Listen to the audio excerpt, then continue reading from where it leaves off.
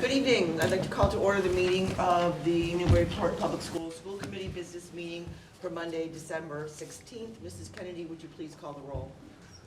Mr. Decanter? Here. Mr. Cole? Here. Mr. Menon? I am here. Mayor Holliday? Present. Mr. Hawkeiser is absent. We'll be late. Mr. Reardon? Here. Mr. Gallinal? Here. One absent present. Thank you. Please stand for the Pledge of Allegiance, please. I pledge allegiance to the flag of the United States of America and to the republic for which it stands, one nation, under God, indivisible, with liberty and justice for all. Good evening, everybody. We have a long and varied agenda. Before we get to public comments, the school committee would like to take an opportunity to note that this is Nick Decanter's last school committee meeting as a school committee member. I'm sure it is not going to be his last school committee meeting. And he has provided 12 years of very invaluable service to this district. And I know there are some people who have some things they want to say to you. I would Carrie. start with Carrie. Hi, everybody. I think I'm tall enough for this. We'll see how it goes. My name is Carrie ODonnell, and I'm the Executive Director of the Newburyport Education Foundation. And I wanted to be here on behalf of the NEF to thank Nick not only for all he has done for Newburyport students through his work on the school committee, but also for all he has given to our kids through the work he has done through our organization. Nick has acted as the school committee member on our board of directors for many, many years, even while after his own kids have left the school system. His valued voice and opinions that he has expressed at our board meetings are outdone only by the amount of money that he has single-handedly raised for our organization. For years, Nick's authentic and amazing Mexican cooking has been auctioned off at the NEF auction and has typically sold for $1,000 or more. When it hits that $1,000 mark, Nick will always throw in a second dinner, meaning that this donation alone would bring in $2,000 every year it was donated. And he has donated this for as far back as I have records. He has also been both a committee member and chair of the Business Coalition, acting as the liaison between Newburyport's business community and the school system, effectively building relationships, encouraging these businesses to get involved and donate, and ensuring that our kids have the opportunity to engage on hands-on learning of work so that they may see how their learning I just lost my place, pertains to the world of work. I am sure that as a result of all of the work that he has done, countless students have found their spark through partnership grants, internships, and business connections, and are on their path to successful careers. On behalf of the board of directors and the thousands of kids that you have benefited through your work with us, Nick, I want to thank you.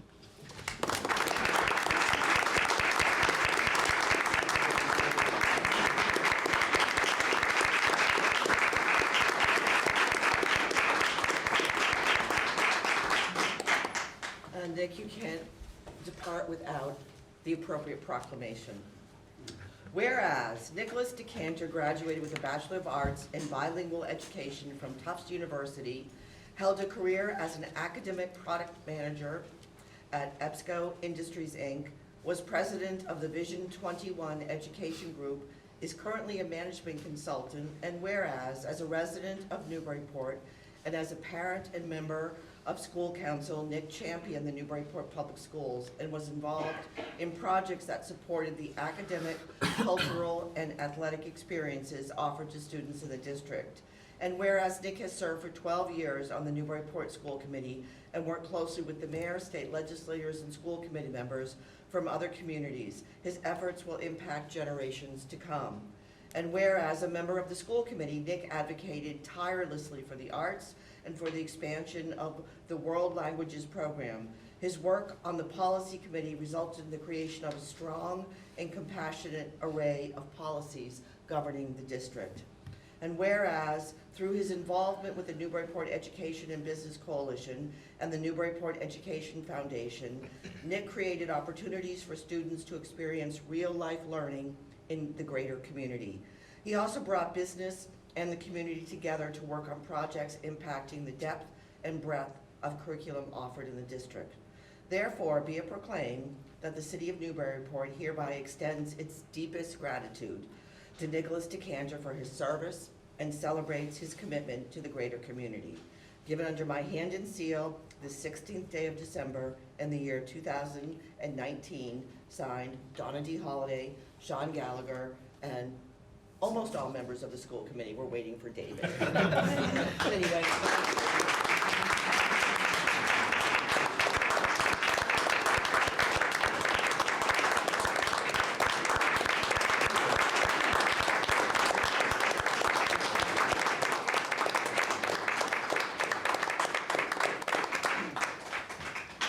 I wanted to give other members of the school committee an opportunity to share their thoughts, if they have thoughts they want to share before we bring out the last item of your homage here. Anybody? I'll go first. I got you a card, so I'll give you this after. Most of my thoughts will be in there, but just thank you. Just from someone who grew up here in Newburyport, I love when people get involved and you're putting 12 years, staying on after your kids went through. I've learned a lot these past 2 years. I'm certainly going to miss you. I know the policy subcommittee will never be the same. And I would just say I want to appreciate all your insight because I think you always had the big picture in mind. And I think you always brought us back to that. So again, thank you, Nick, and again, I appreciate it. Nick, I'm especially grateful to all your hard work, and especially back in 2007 when you so passionately championed the override effort. Fortunately, it didn't come through, but we're still a school district that's getting stronger and stronger. I also really have enjoyed working with you on the policy subcommittee. Through your leadership and diligence, as mentioned, we've been able to develop a very strong set of policies, and while you see yourself as a policy wonk sometimes, I know that you're truly student-centered in all your work, so thank you. Thanks, Steve. Any other feedback from people? Well, I will. Nick, we are a growing district, and we are a better district as a result of your having participated. I've learned a lot. I've learned how to really have, I think, some really challenging discussions and always come down on the side of the students. And that has been, I think, your passion, and that is has rubbed off certainly on me, and I think a lot of us. I really appreciate that. And as in trying to find some way to thank you, and thank you in an enduring way, the school committee has gotten a book of Pablo Neruda poems that are bilingual, English and Spanish. And there is a wonderful bookplate designed by one of our school committee members, Mr. Callahan. It says, given by the Newburyport School Committee in celebration of the positive and significant and positive impact Nicholas Decanter has had on the Newburyport schools during his service on the committee. You can take a look at it and give it back because we want to donate it to the high school.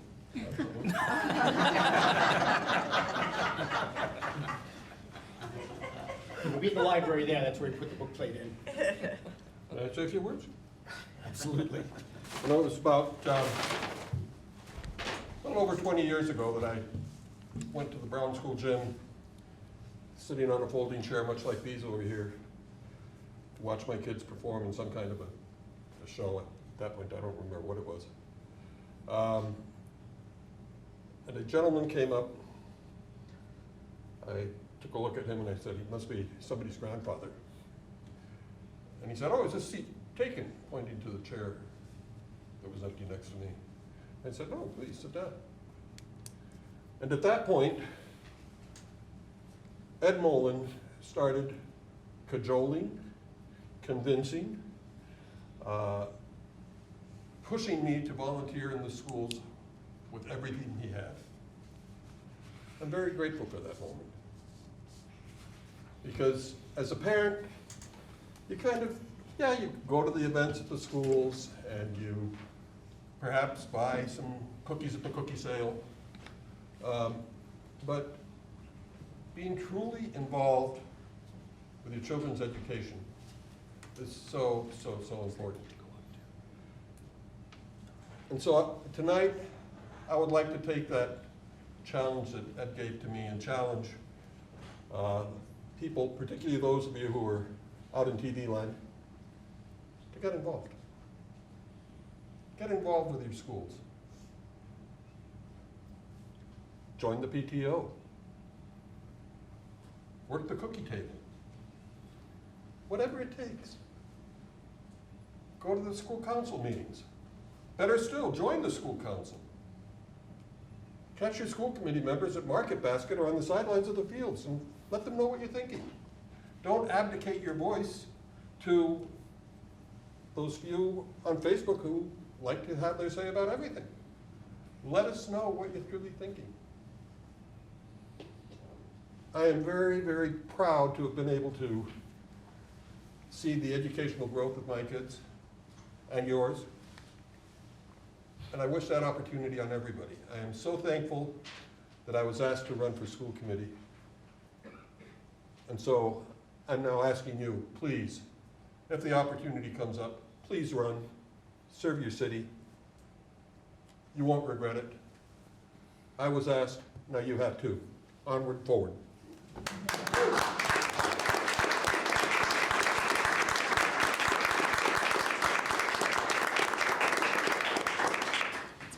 Thank you, Nick. We move to our public comment period.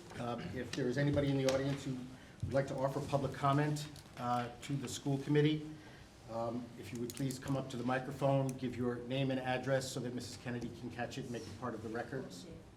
Okay, and if you could keep your comments to roughly 2 minutes, that would be really helpful. Is there anybody in the audience who has anything they want to share? Could you sign in right over there? Thank you.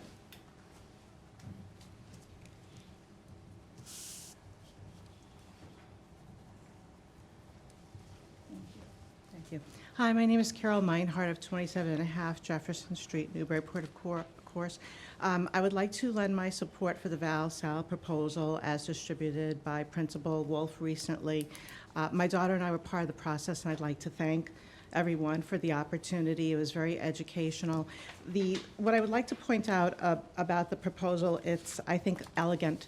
I think it meets the criteria of objectivity and honor of academic achievement, yet add in some respect for things like tenacity, et cetera. It's a very interesting proposition.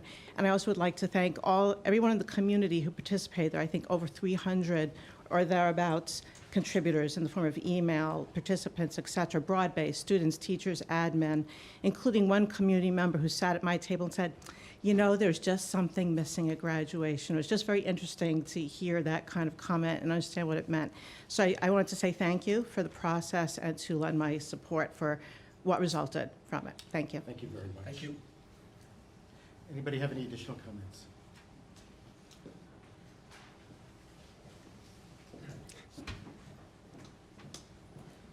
you sign in right over there? Before? Right on that table. Thank you.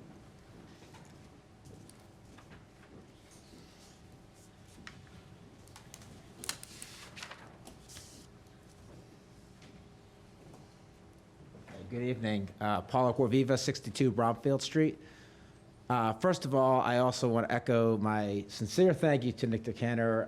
I've been with Nick for a long time now. We've known each other through the years, and we've seen the Newburyport schools grow in large part due to a lot of the efforts that Nick has done. So, Nick, you've given so much.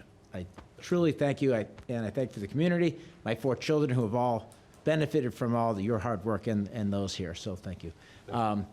I'm here to talk about the Val-Sal, and I was lucky enough to be part of the process. I thought it was a good process in terms of bringing in input from the community through a survey and also through an on-site meeting where we broke into tables, and I'm sure we'll talk about it in more detail. What I heard is a few things from the folks, particularly in the community, is one, the Val-Sal tradition and honoring excellence, keeping it an academic, a purely academic award, was a very strong, powerful voice. I also heard very clearly that having it unbiased, through a GPA highest, second highest, was something that was really came through loud and clear, and I think that's consistent with the recommendations from the students. So the third thing is I heard a lot of folks say there's a lot of room for recognizing many achievements. So yes, this is an academic award, but there is room for more awards. And we had 4 speakers at the last graduation, Val and 3 Sals that were basically tied for second.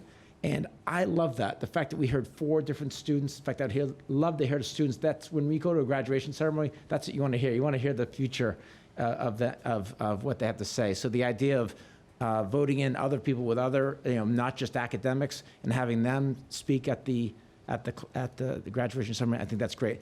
I'll just add, I don't think it's consistent with the recommendation. Personally, I think the Valid South deserves, or at least the Valid deserves, an absolute, if they want to speak, they can speak, or give them the option to bow out, as opposed to them having to compete with a vote. You still have enough room for other achievements to be voted in for the speaker. But I want to, again, thanks everyone for the effort in going through this. Thank you. Thank you. Sign in,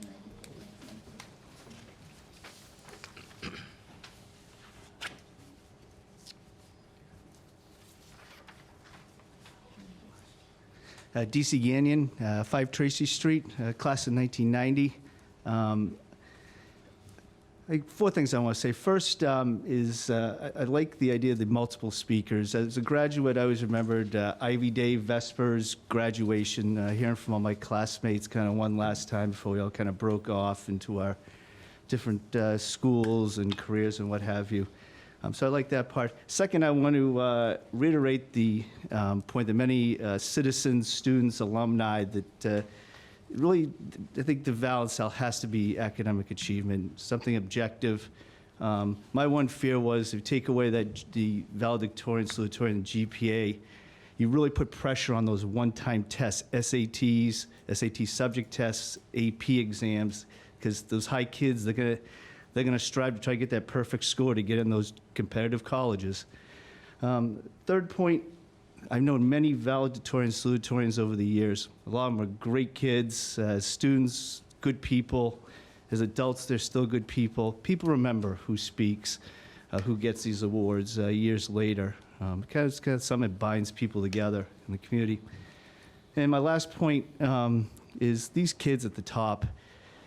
This committee okayed Newburyport High School's learning goals and expectations. They exceeded. Just at this point, last point is, give them their recognition for academic excellence.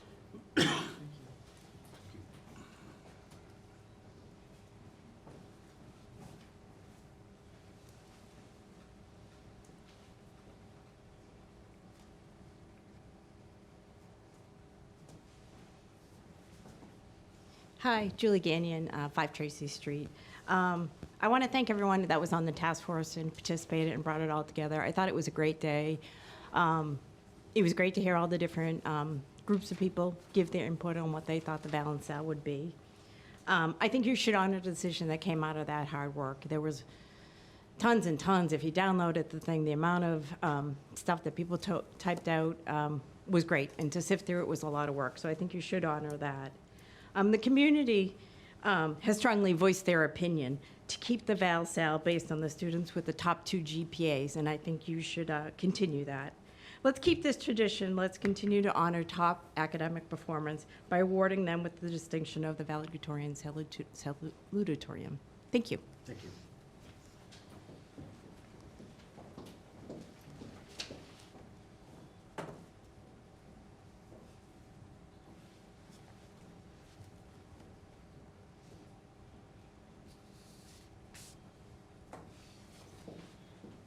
Good evening. Colleen McElhaney, 197 High Street, Newburyport. Again, congratulations and thank you to Nick for your years of service. It's been a pleasure to know you both as a parent and parent of teammates and classmates and all that. So I just want to speak in favor of the task force finding on keeping the Val and Sal distinction as based on weighted GPA. Is not inconsistent with the prior decision to eliminate absolute class rank. I think it's important to measure celebrate and encourage academic excellence as recognized by the weighted GPA for the Val and Sal. I think everyone has recognized the fact that it's a big tent and there's room at graduation to recognize those individuals as speakers as well as other honors based on other criteria. So I don't think it needs to be viewed as an exclusive either or proposition. I did like also the recommendation in the task force finding of recognizing the 5%, the top 5% students at the special event that they also have, and towards that perhaps making percentage available to any student who asks for it, as those are relevant to specific programs that people apply to and scholarships as well.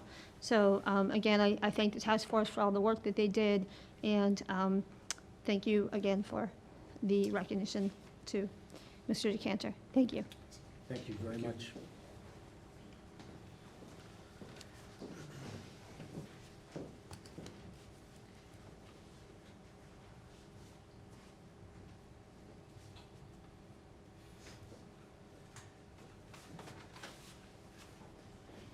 Hello, Matt Langley from 17 Lincoln Street, obviously here in Newburyport. So I too support the findings, and I think it was great to see so much of the community come forward and offer their opinions on it. I think that it's interesting that we, as a community, as a school committee, stepped back and recognized that that class rank was not serving the greater student body. There was a problem, and it got recognized and it got addressed. And I think that was controversial at first. When I first heard, I thought, that's crazy. Why are we getting rid of class rank? But I think there was evidence that suggested it wasn't really serving the entire student body. But then I think we recognized, well, we really should honor the tradition of Val and Sal, so let's keep talking this through. You know, we don't want to lose that. So I think it's great that this committee's come together to, and the community came together to make recommendations. I too agree that it has to be subjective based on GPA.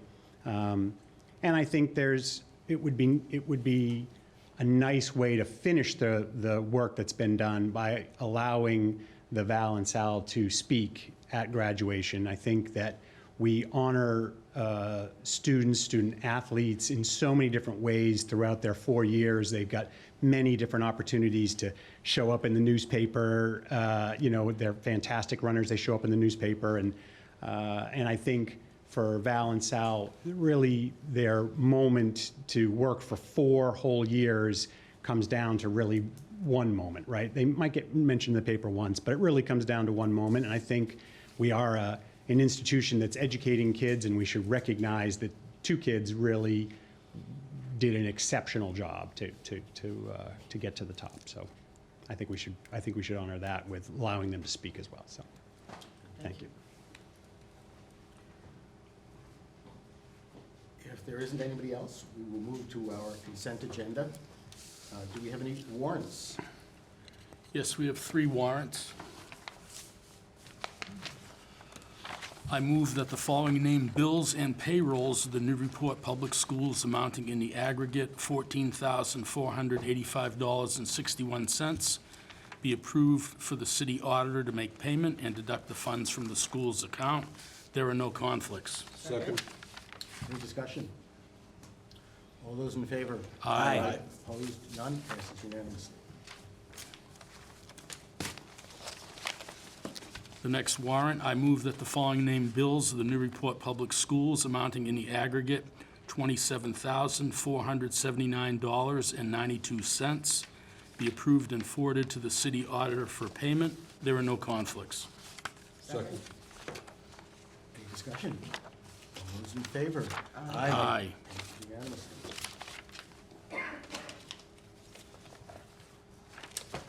In the last warrant, I move that the following named bills of the Newburyport Public Schools amounting in the aggregate $445,296.70 be approved and forwarded to the city auditor for payment. There are no conflicts. Second. Second. Any discussion? All those in favor? Aye. I will note that is the last time that Nick is going to be voting on expenses. I hope he continues to work on the receipt end of our budget. But, we have minutes of 11/4/2019. We have a motion to approve. So moved. Second? Second. Any discussion, additions? Hearing none, all in favor? Aye. Opposed, none, passes unanimously. Abstain. Abstain? Yep. No, I guess it's, yeah, we've taken the vote. With one abstention and one absent. Passes. Before we do student and staff recognitions, which I will turn over to the superintendent, we have had a request to flip two items on our agenda, to flip the MCAS presentation to number 8 and the Val and Sal update to number 7, which would allow the high school to sort of run through all of its things at once rather than having to wait.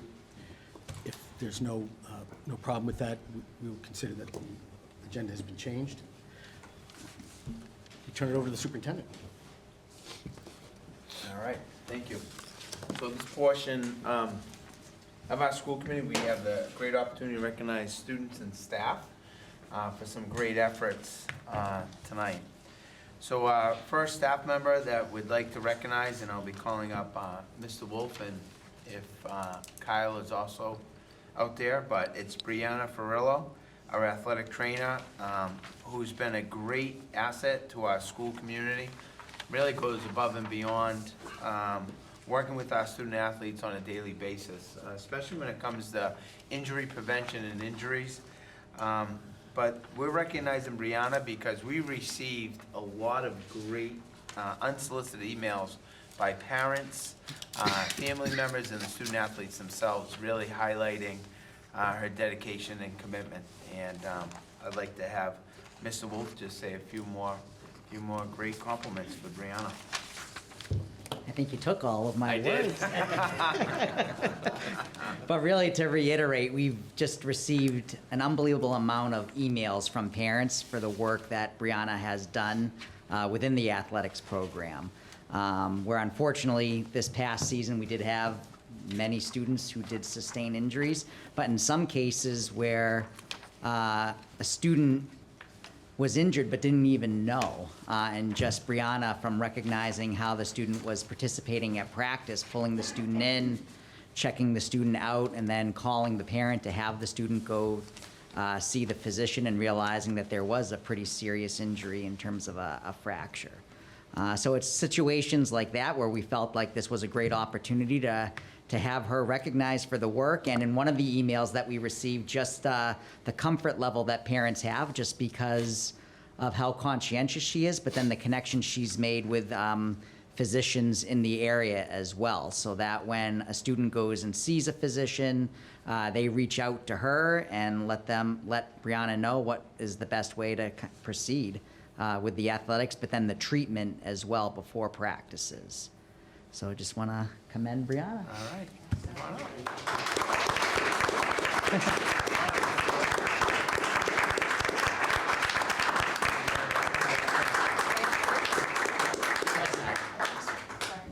This is a photo opportunity here. Take it. School committee photographers prepared That's to right. take pictures.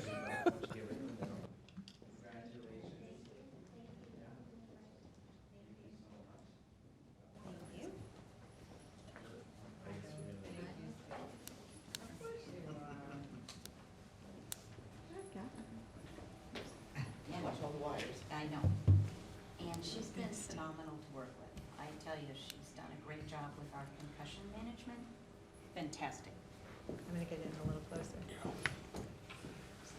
All right. Thank you very much.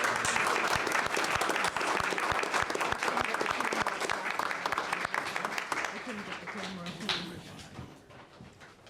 Wish you got it.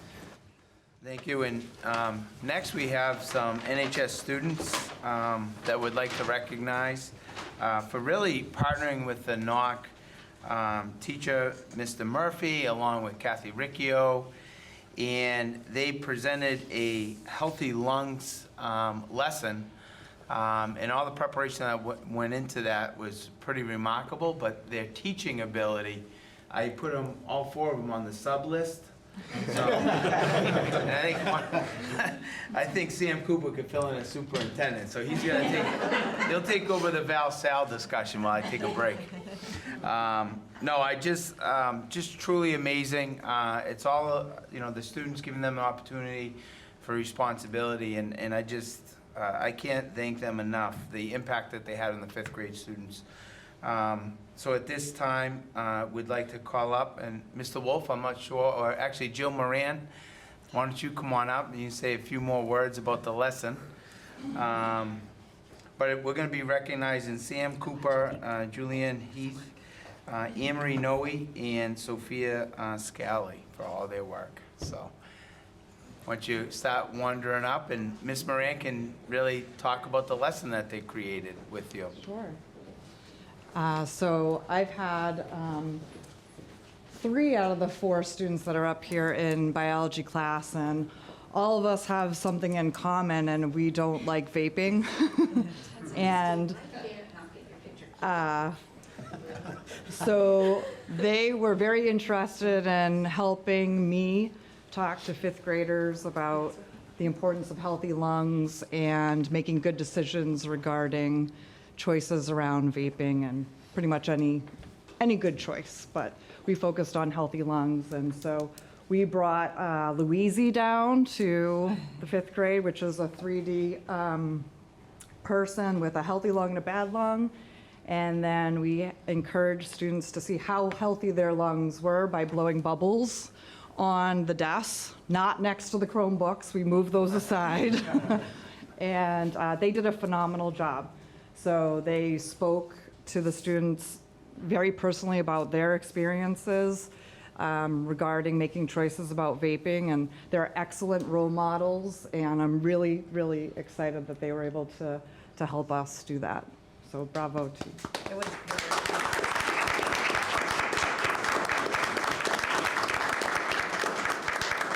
Why don't you all, after that picture, come on up.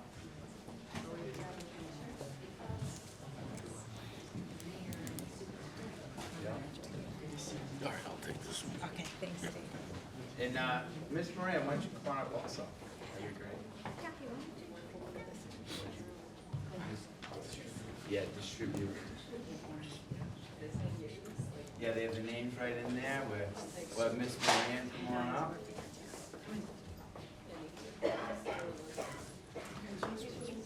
Thank you so much. Thank you guys so much. Dynamite.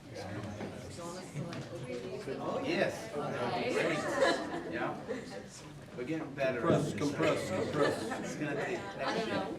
Okay, look at the middle one first. Okay, the middle one? Yeah, middle one first. Oh, paparazzi. Oh, no, there's 2 more. Everyone say cheese. Cheese.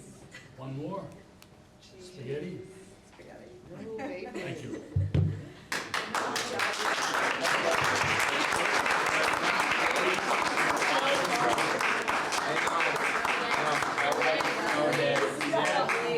Yes. We're gonna dismissal here. Talk to school committee member Callahan over there. They want a snow day tomorrow. Snow day tomorrow. You'll be up on time. No. I'll call. Just run the nursing. You run the nursing on TV. All right. And we also have another staff member we're going to be recognizing, and it was going to be a surprise, but Miss Riccio ruined the surprise. So at this time, we can't say enough about Jill Moran and everything she does at the high school. I mean, not only to work with our students here and allow them to lead a lesson for the 5th graders, providing real-world experience, but she also works with our anti-defamation students. She also is an advisor for the Interact Club, and then also works with other NHS student leaders throughout. And day in and day out goes beyond the call of duty. And I think Ms. Riccio would like to say a few more words about Ms. Moran's efforts. Come on up there. Yeah.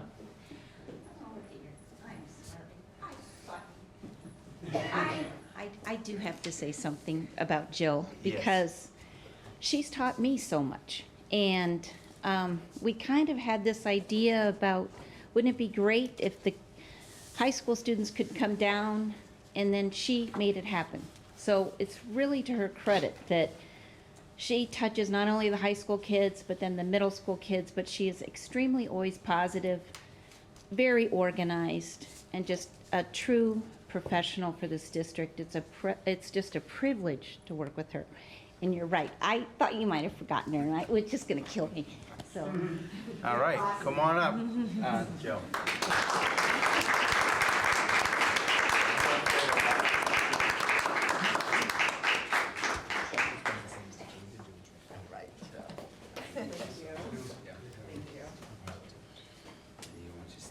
Okay. All right, look this way. We'll look at Angela. All right, great. Okay, thank you. Thank you. All right. There you go. Thank you so Thank much. you.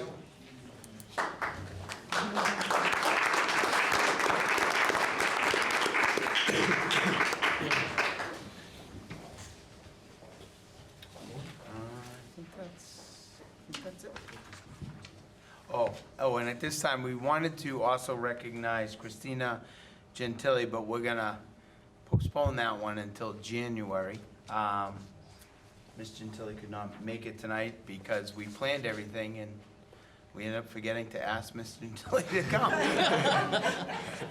Minor detail. That'll do it. Minor detail, but, anyway, it's part. Kathy Riccio could have done. That's right. No, she could have. Kathy still wants to say a few words about this. Yes. Right. So we're gonna do a couple more staff recognitions in January. Should be one. Terrific.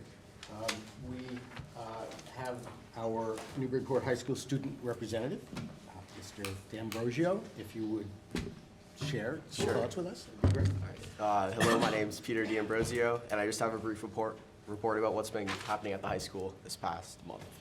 So first up, we recently had a winter concert with a beautiful performance from our concert band, choir, and orchestra. This was really a wonderful event to bring in some holiday cheer to the high school. The high school also had a very strong turnout for its showcase night on December 4th. This event shows what the high school has to offer and helps with middle school transition to high school. So future Newburyport High School students were able to get tours from current students and really just learn the ropes of what the high school is all about. And so that was a really great opportunity to provide for middle school students. This Friday, the high school has its next recognition rally where we will recognize a lot of student achievement. It's sort of like a pep rally and it's a lot of fun. This Wednesday, so in 2 days, the National Honor Society is hosting a blood drive through the Red Cross, and there's many students that are signed up for this. So really a lot of great events that are going on at the high school. And then the Art Honor Society also had a very, very successful art auction on December 7th, and they're hosting a fundraiser at Flatbread Pizza tomorrow night. So if you're in the mood for pizza, make sure you go there. And finally, winter sports has officially begun. A few highlights: both the boys and girls track teams beat Masco, which is always a great thing. And then basketball has their annual holiday tournament coming up this break. And then I just wanted to personally thank Mr. Decanter for all your hard work and dedication. It's truly been an honor to work with you. And then in closing, happy holidays, everyone. Thank you. Thank you. The next item on the agenda is an update on the Dominican Republic trip.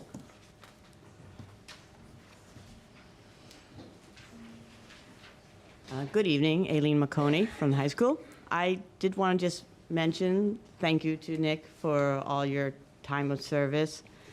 And, you know, across all the schools, the whole district, you have been a big influence. I just want to mention on a personal basis, as one of the art teachers, your connection to the arts has been so instrumental. And also, you're bringing the community to the school through the businesses, and that has been very important. I've been able to take advantage of a lot of grants over a number of years, and so thank you for all your service. Okay. All right, so about the Dominican trip, I just wanted to bring an update, and it's a really great, I'm really excited about it. So our trip, baseball, service and baseball to Dominican Republic, we're making a slight change to it, so that's what I wanted to share with you. We were partnered with another school, and that school is actually going to be having a different travel date, which would have meant more days out of school, which I didn't agree to. So working with EF and working with the students, we looked at whether we wanted to stay with the baseball trip or make a combination trip.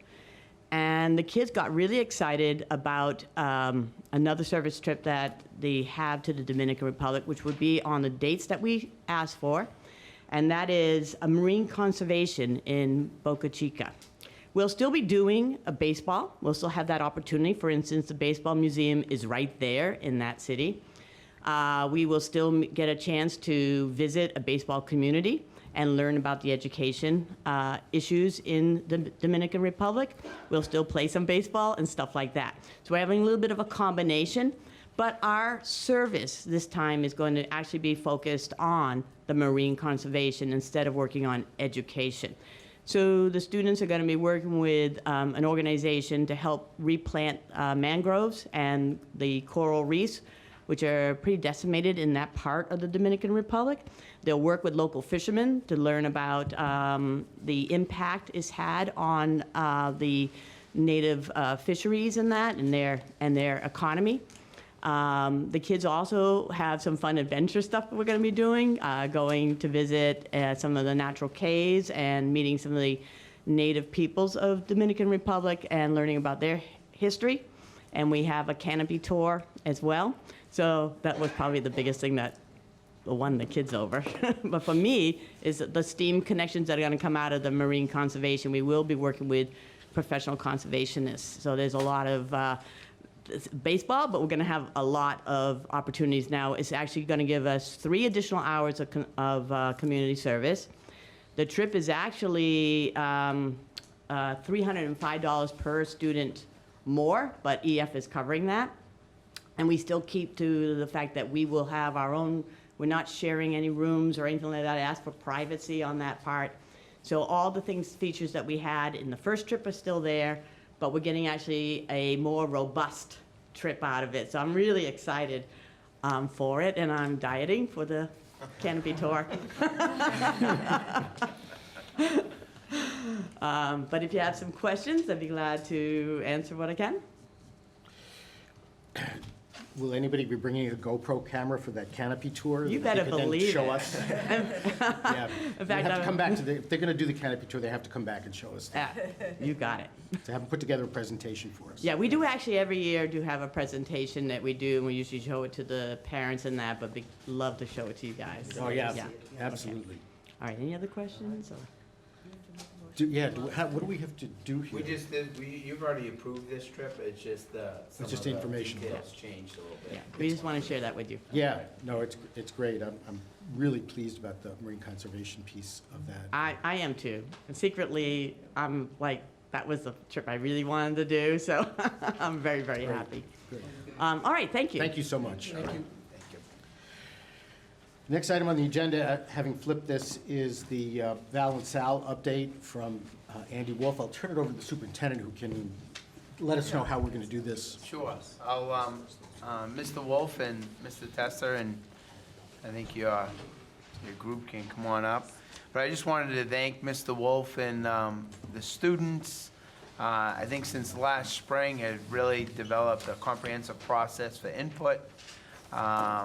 And this team really worked hard with a lot of stakeholders, and really, I think, going to give the school committee a proposal that I think highlights the great traditions, the great pride of Newburyport, along with the ability to, recognize other students too. So, I think I'll turn it over to Mr. Wolf. Are you utilizing the? No. Okay, great. I don't have the All right. And everybody has copies of. Yes, and it was in the school committee packet, correct. Okay, well, thank you for having us back here. Just in regards to the Valedictorian and Salutatorian.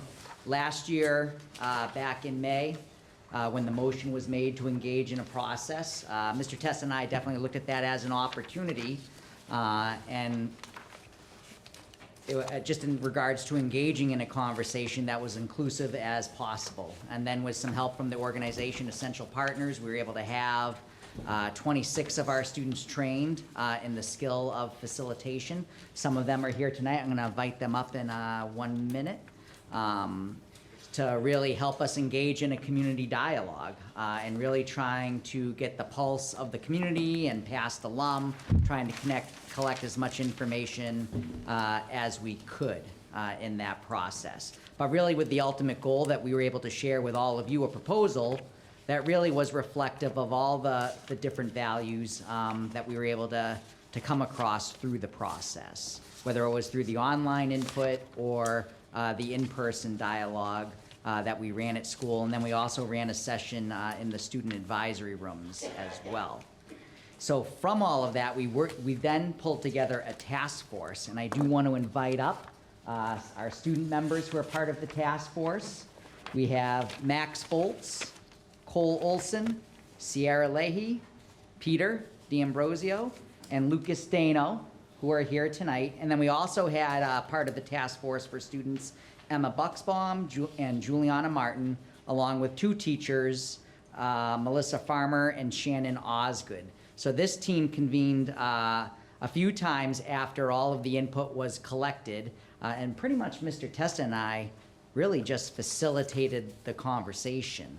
And it was really their input and kind of thinking that went into this proposal. And they were they were incredibly thoughtful in going through all of the information and really trying to come up with a proposal that really did try to meet, you know, the values that were reflected from all of the tools that we used during the dialogue. So I really want to hand this over to them where they can give an overview of the thinking that they shared. And I have to say, it's like some of the things that came up in this, I would never have gotten there. So it really is a testament to them and just and how they went about engaging with the conversation with each other, with the 2 teachers, Miss Osgood and Miss Farmer, to really come at something I feel is pretty impressive.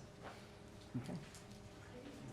Yeah, so we're gonna just summarize for you what we came up for so everyone is on the same page. So using the values identified through the online input, in-person dialogue, and student council advisory, the task force is proposing the following, if you guys want. Sure. To retain the former definitions of valedictorian and salutatorian as defined in the 2018 to 2019 Clippers contest. And we also want to recognize the student valedictorian, salutatorian, and the students with the top 5% highest GPAs at the honor celebration. The purpose of this event is to celebrate academic achievement. And then we want to use the values of academic achievement, leadership, character, service, and intellectual curiosity to develop criteria for graduation speakers. And then if you flip the page in your packet, for senior student speakers and recognitions, for April, the ceremony is the honors celebration, and for that we outlined that this event celebrates academic achievement of students from all 4 classes. The president of the National Honor Society serves as the master of ceremonies.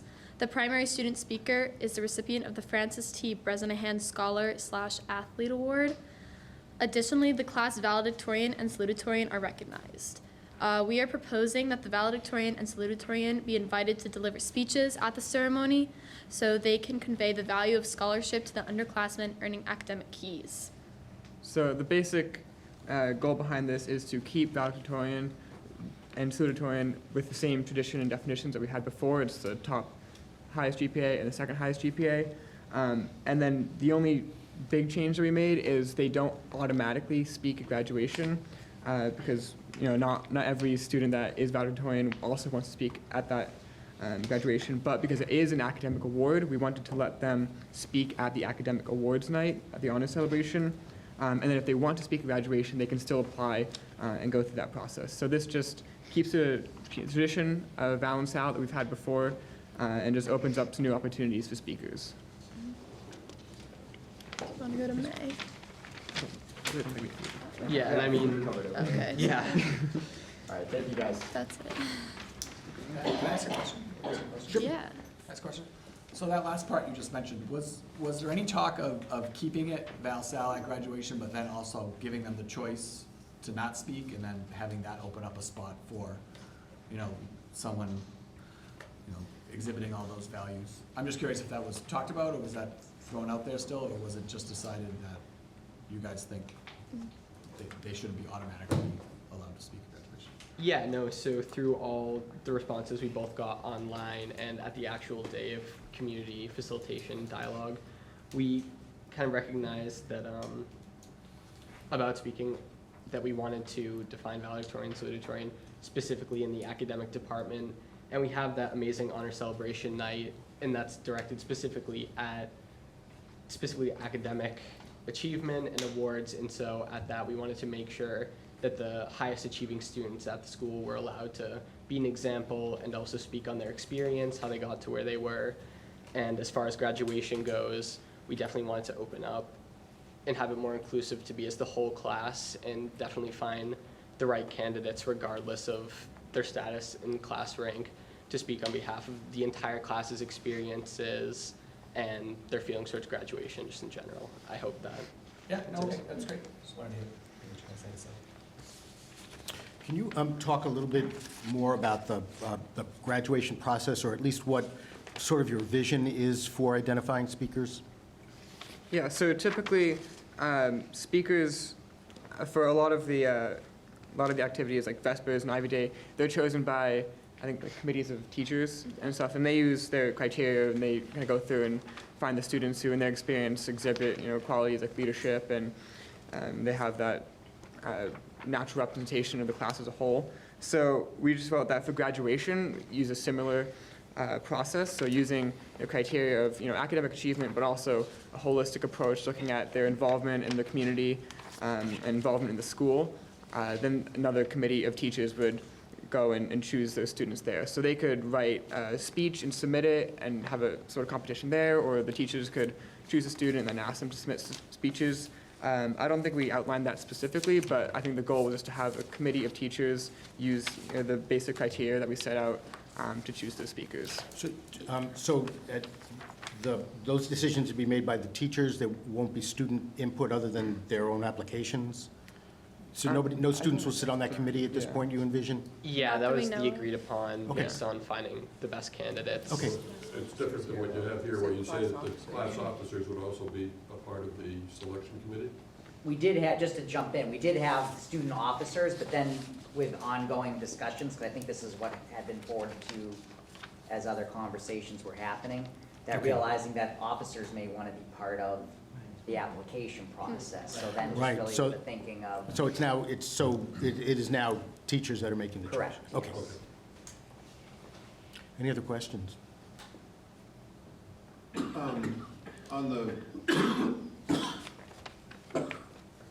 On the page, the cover page, and I don't know if I'm looking at the same thing you guys are, but it says work with the task force. There's a list of values. This is academic achievement, tradition, and objectivity. Yes. That one seems to stand out to me as something different than the others. Could you speak to that a little bit? Yeah, so that was gathered from our community dialogue. So this community dialogue, we had a bunch of different tables with community members, students, and teachers. And then each table came up with sort of a list of their values that they'd like to see be used in the final definition. And then we took all those different values and then kind of compared which ones were the most common.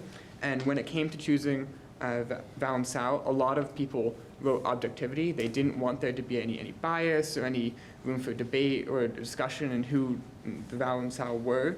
So academic achievement was a GPA thing. Tradition, it's always been top 2 in the class. And objectivity was making sure that this is a fair and open process, and it's very clear to see why Val and Sal are the people that chose that word.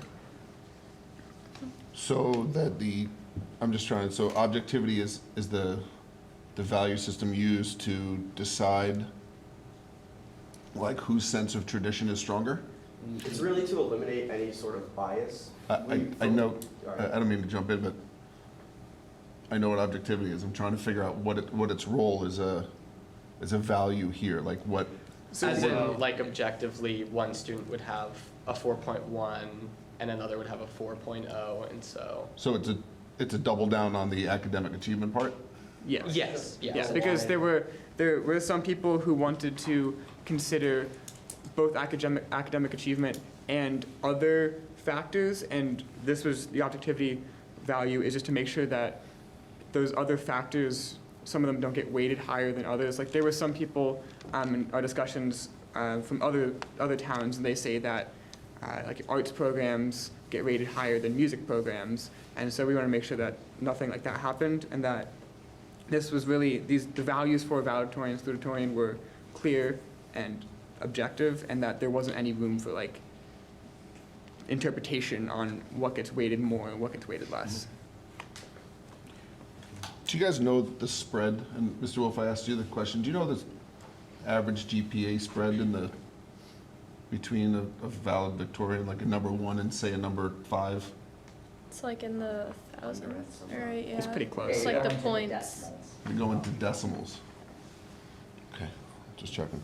And I guess my last question is about the top 5% pieces. Here it says that at the honors celebration and at the North Shore Scholars Recognition Dinner, Yep. that we're gonna recognize the top 5%. Is that something new? No, we I think pitched it the to you recognition last dinner time. was new to last year. Last year was the first year we had participated in the In the North Shore thing? Correct. And what about to the honors celebration? Have we always done the top 5% there? No, I believe that's a new thing. Yeah. That's just us trying to further recognize that those higher achieving students. Yeah, because like you said, the difference between the top 1 and the top 6 is pretty slight. So just because you're not 1 or 2 doesn't mean you aren't still an incredible scholar. You want to make sure that those people are still recognized. Right. I mean, I'm not sure if you guys are aware, but one of the original things we decided a couple years ago was to not name the top 10 students. This isn't. And 5% of your class, I think, is 9 students. So I'm wondering why post implementing this policy, we added the North Shore Honor Scholars last year, and now we're gonna add another recognition of the top 5% this year.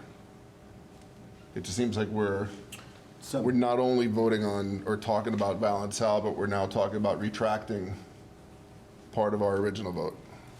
So I just want to clarify. I mean, I can talk to the Honors Scholars Dinner. We were one of the few high schools in the North Shore area that wasn't participating, so it was an opportunity to become part of that. Really, it's a pretty big event. And then as the students explained, at least with the academic honors night, just an opportunity to acknowledge and realizing that the spread within the GPA is minimal, just the opportunity to acknowledge the students who would be representing the high school at that event that happens in May, with the academic honors night typically happening in early April, kind of was the thinking there. And I get that, and I assume that's what we were doing, but we originally went away from ranking anybody because of the minutia that separated one GPA from another. And I would bet that if you went to the person who missed the top 5%, that spread would still be pretty small. And so we were trying to undo the competitive nature, and I think we said things like magna cum laude is a way to recognize anybody who gets high honors grades, right? There's not a limit. If you guys think about, you know what grading on a curve is, right? So when you get graded on a curve that says, well, only so many kids can get A's. I'm sorry, but even if the rest of you scored A's, I'm not going to give you an A because your A wasn't high enough, right? So that thinking wasn't, we were trying to move away from that sort of thinking. So I'm trying to figure out why we would, if there's a reason for us to go backwards on that. Go ahead, Steve. Yeah, I mean, what I'm reading here, what I'm hearing from these students is that this is all reflective of the task force work. Yep. You know, and it's really, you know, if we want to just undo all that task force work or undo a major piece of it, I think, you know, they've done a nice job and a lot of people involved in really distilling out what is a nice balance, given the motion that we made back in May. Right, so the North Shore Honors Scholars happened last year. I don't remember hearing about doing that last year, but clearly that's doing something that we decided not to do. And then Doing something we decided not to do. recognize the top 5% of a graduating class in Newburyport. Recognize the top 10, sorry, which by numbers is our top 5%. And then this would be another piece. And I understand there's a lot of work into it, and I do like a lot of the document. I especially love the questions you would ask of the graduation speakers. I'm just curious. Student wants to respond. Yeah. So, and then Mayor. Go ahead. Sorry, I would just like to say that I think that while the top 10 people and the top 5% might be similar in number of people, I think it's inherently different in that top 10 is still a ranking of 1 through 10. Someone's getting 7 is higher than 8, right? Whereas top 5% is, okay, you're the top 120th of your class, but you don't know where you stand within that group. You could be number 1, you could be number 9. And a lot of it was obviously showing the student body, as Mr. Wolf stated, who would be representing the school at this event that we've been allowed to take part in. Yeah, and this whole task force proposal came from all the input that we received, so this wasn't us just like sitting in the room thinking about what we wanted. So we received a lot of input from the community, and a lot of people wanted to recognize the other high-achieving students in the grade, and we felt that the 5% way was the best way to acknowledge that. I think we really had to start clean slate in terms of, between all the conversations that were had during public comment and the concerns about graduation last year. And I have always been concerned over the last 10 years of being mayor, having been asked to participate in numerous North Shore Chamber events. I wrote to them and asked them why then isn't Newburyport High School being recognized as part of this event? So, well, we're going to invite you this year. So they have their own criteria because they recognize all of the high schools in Essex County who are part of North Shore Chamber, and their criteria is top 5%. So that's what it is. I think I would like to commend all of you for your great work. I think you put together a really solid proposal. I know when a group of students came before us and presented information about their concerns about class rank, we heard them, we listened, and we responded, but there are other factors that were impacted that obviously came to light as we approached graduation last year. I think you've been able to address a lot of the issues. You have tremendous community input. What did I hear? 300 surveys or something were reviewed by all of you, and I thank you for your great work that you've done on this proposal, and I absolutely will support it 100%. Thank you. Thank you. Any additional questions, feedback? Certainly. I guess I'm thinking back on what we decided 2.5 years ago. There was a group of students, much like yourselves, that came and said, hey, we're feeling these pressures, we don't think that's right, can you make changes? They did a survey of their classmates and came back to us with that information. We listened to them and we agreed that that was probably a good idea. I think what you have done is taken it to a much broader level of data gathering, and then really work to try and find an appropriate level of recognition for the students that really excel in all the different areas, especially in academics.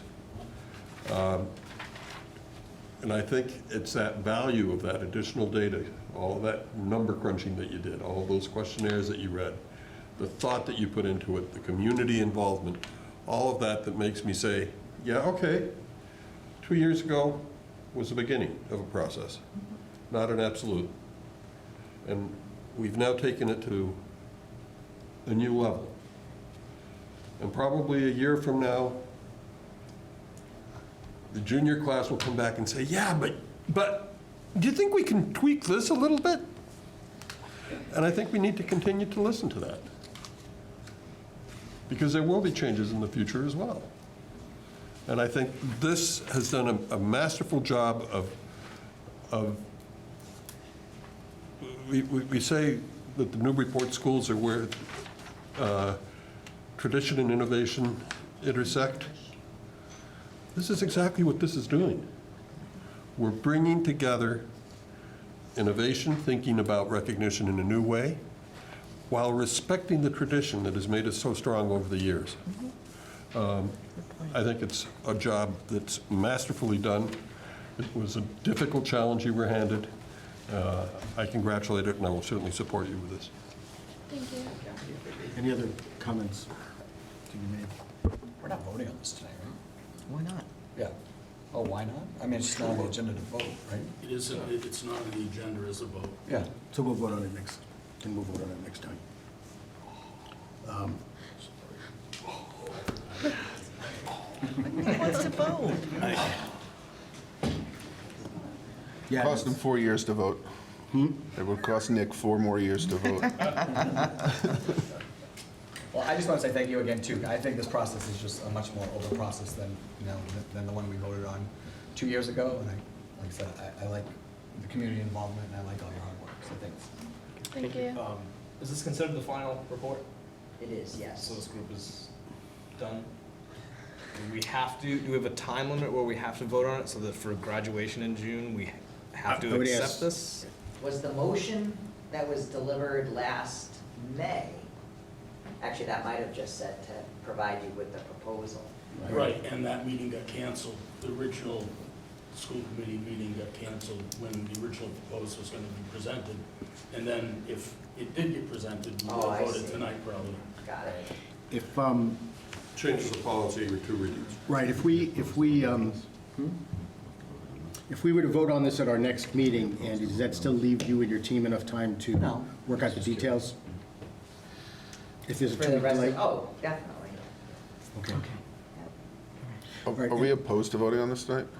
I'm not opposed to voting on this tonight, but I don't know what Robert's rules would say about it. I'm only going to bring it up that Nick is here, the task force is here. I'm sure Sheila will do a wonderful job of voting if I'm not. But no, We can suspend the rules and say that, with a vote from the committee, that we would like to vote or have our first vote on this policy change tonight. So we need a motion to suspend. Motion to suspend the rules and vote on our first reading on the policy change tonight. Second. This should be a roll call vote, Mrs. Kennedy. Okay, is there discussion? What is the motion? Motion is to accept the work of the task force. Yeah, to accept the No, legislation. it's to suspend the rules Suspend the and rules vote, to make a- and to have a vote tonight. Yeah, okay. Do we want to have a debate on the vote, on whether or not we're going to vote? No. I was just going to ask, so is this, are we voting on like at the first reading, so we have Correct. to vote again? Correct. Okay, It's a policy change, 2 readings. that's fine. Mayor Holiday? Mayor Holliday, Yes. Mr. Reardon, Yes. Mr. Hawkeizer, Yes. Mrs. Decanter, Yes. Mr. Menon, Yes. and Mr. Callahan. Yes. Motion to approve the first reading of the task force proposal for Val and Sal. Second. Discussion. We're going to talk about this again, or should we talk about it now? Now's the time for discussion before we vote. Okay. But we can still talk after the, if this is the first reading, we're going to have a second. Right, we'll have a second We're reading, gonna we'll still discuss talk that about it, too. yes. I guess I just want to say, as I've said in the past, I deeply struggle with becoming educated and learning into something that's competitive. Because I in no way, shape, or form think that anybody's education is better than another person's education. I don't think they're quantified that way. I think we've made up a way to try to quantify them, but I don't think it's the least bit objective. And over the course of 4 years, I cringe when we say that you're better than you and you better than you when we're talking about fractions of a point that we know can be earned in any way, shape, or form. Because you have this teacher instead of that teacher. Because you left out a few commas here and there. I don't know what it exactly amounts to, but I don't agree with the definition. And I don't agree with being competitive about becoming educated. I think schools exist and they're a different sort of beast. It's not sports, it's not job hunting, it's none of that. We can all become our best when we're in a school. So I don't like the flavor of this, but as I've said a number of times, it's not the tree I'm gonna die on, because I don't think a whole lot's gonna change one way or the other. And if the community and the town, and especially you guys are into it, we'll move forward, because I think we have the actual learning to talk about. Mayor Holiday, the second motion, I didn't catch how you worded it. A motion to approve the first reading of the new policy for, you should spell out Sal and Val. Salutatorian and valedictorian. Other comments? I also think with regards to joining the North Shore Honor Scholars Recognition Dinner, knowing that it goes against the policy we had in place, as a process piece, we should have had a conversation about that. Not saying it's not a great honor, I'm not saying it wasn't a wonderful night, but we also changed our start times, and not everybody on North Shore is doing that. I think we're the only school in the Cape Ann League's doing that. So being different isn't always bad. And so I really think we should have had that conversation instead of it just happening. I didn't even hear about it until this. So it feels, subversive would be too strong of a word, but it's sort of how it feels. Any other comments? Mr. Cole? I'm asking you as the vice chair, I know that Mr. Hawkeiser came late and he didn't have the benefit of hearing the public comment in support of the group's work. And I think there was 7 people that all spoke in public comment supporting the work of the task force. So I just spoke in favor of work of the task force too. I'm just saying philosophically, but I don't. wholeheartedly, holistically, they supported the work of the task force. I will say 6 of them too supported the task force, but also wanted to see Val and Sal automatic speakers at graduation. No, they didn't say that's not. We'll have to look at the tape, but that is not what I heard. I heard that from one.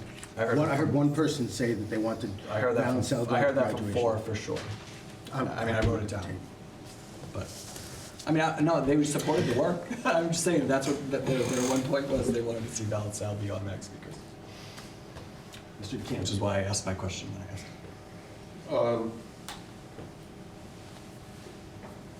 I think we need to understand the difference between competition and recognition. Recognition, properly used and properly implemented, is a tool for motivation. It's a tool for students to reach beyond what they thought they might be capable of doing. It's a tool for stretching themselves. It is not necessarily a me versus you. I think when it's implemented, well done, it's I want to be the very best I can possibly be, as you suggest, Dave. And then your community coming back and saying, yeah, you pulled it off. You did a great job in this. And that, I think, is very much in keeping with our values.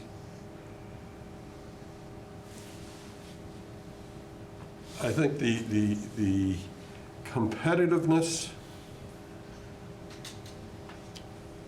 that was borne out before was largely borne out because that was the only way in which students were being recognized. What we're seeing here is a much broader list of opportunities for recognizing students for their excellence. And so I don't read it the same way you do, Dave. I truly believe that this is a motion towards meaningful recognition executed appropriately.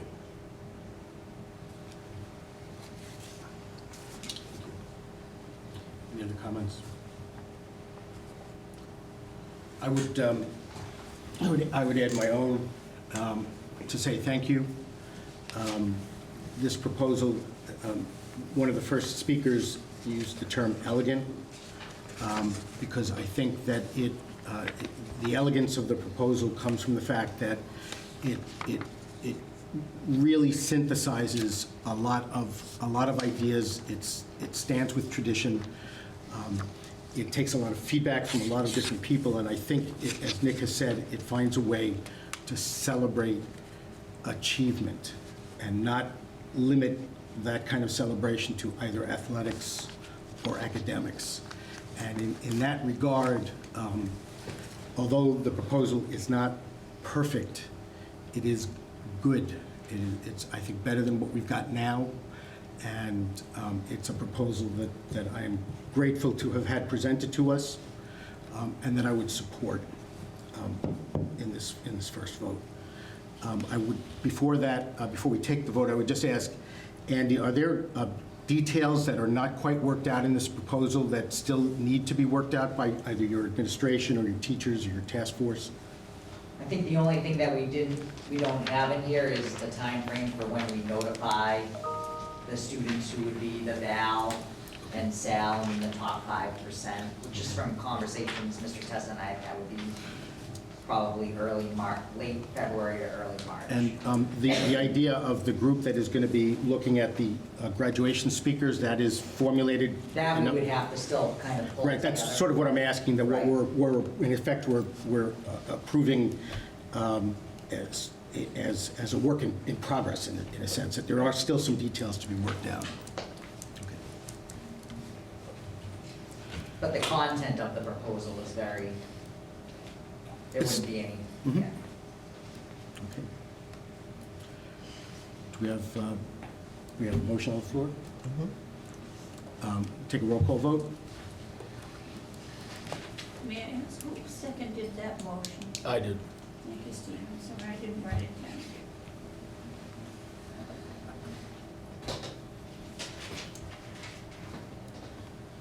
All right. Mr. Menon, Yes. Mr. Decanter, Yes. Mr. Hawkeizer, Yes. Mayor Holliday. Yes. Mr. Callahan, Yes. Mr. Reardon, Yes. and have I left anyone? Mr. Cole. Yes, Mr. Cole. Yes. Sorry.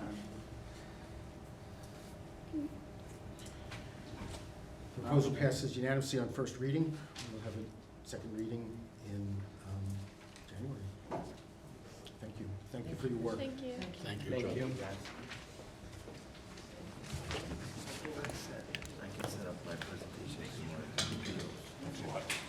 Okay.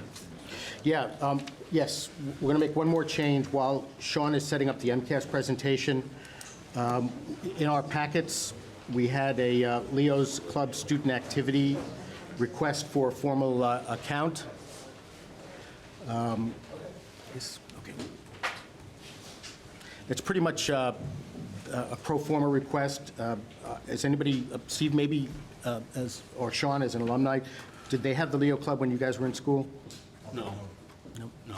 No. It is sponsored by the Lions Club. It's the Right. sort of student auxiliary. It's very much like the Key Club for the Kiwanis. I guess they were reconstituting it and looking to have them established as an account. Okay. So is there an account right now? I don't believe there is an I think account it's a for them. It's a request to establish Oh, account. I see. Okay. In effect, establishing the account is sort of giving them their charter, Okay. right?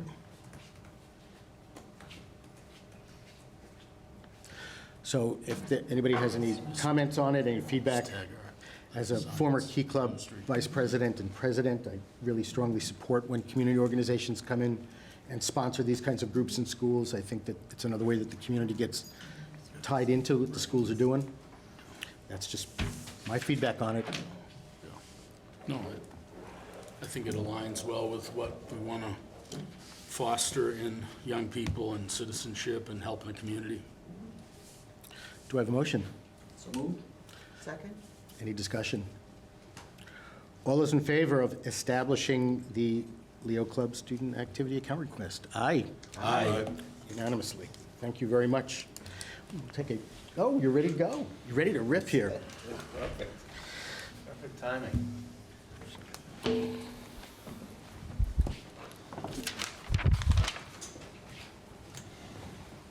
All right, for tonight, we're also going to be, I think, talking about planning a follow-up meeting regarding the data use throughout the district. So we'll bring our principals in, and I think because we had the school committee with due to snow, which I'll be studying tonight around 3 o'clock in the morning. But we had to cancel our last school committee meeting. So I think one of the proposals for a makeup would be really to focus on both internal and external data, especially when we're looking at MCAS and some of the standardized testing. So for the general public and city council and school committee, I'm sure you're aware of a lot of the changes with the MCAS 2.0 from legacy or the next generation MCAS. But I just kind of want to run us through some of the things that we're looking at. But when we have the individual principals in the schools come in with our curriculum leaders, you can see how they're utilizing some of the MCAS data along with our internal assessment data to kind of look at our standards and also student growth. So this always reminds me, this little cartoon here, is a list of 1,000 warehouses full of data. I like you to condense them down to one meaningful warehouse. And I think that's a challenge not only for schools, but I think that's a challenge for our state and the Department of Education. So just a history of assessment and accountability. I'm not going to read through all of these, but if we all recall, in 2002, No Child Left Behind Act started this accountability and assessments. And the idea was in 2015, 100% of all students throughout the country would be proficient in both ELA and math. And then they changed that to annual yearly progress, AYP data, and I'm sure Bruce and also Steve Cole, you remember all of this, going through the last 20 years on school committees. So that was, and also, this was tied to federal funding, and then that changed again, because people weren't meeting the bar that was set, and there was a lot of different challenges. Then it was the CPI, and you saw a lot of communities like in Newburyport and other communities in the CPI index, they were performing extremely well with that data point.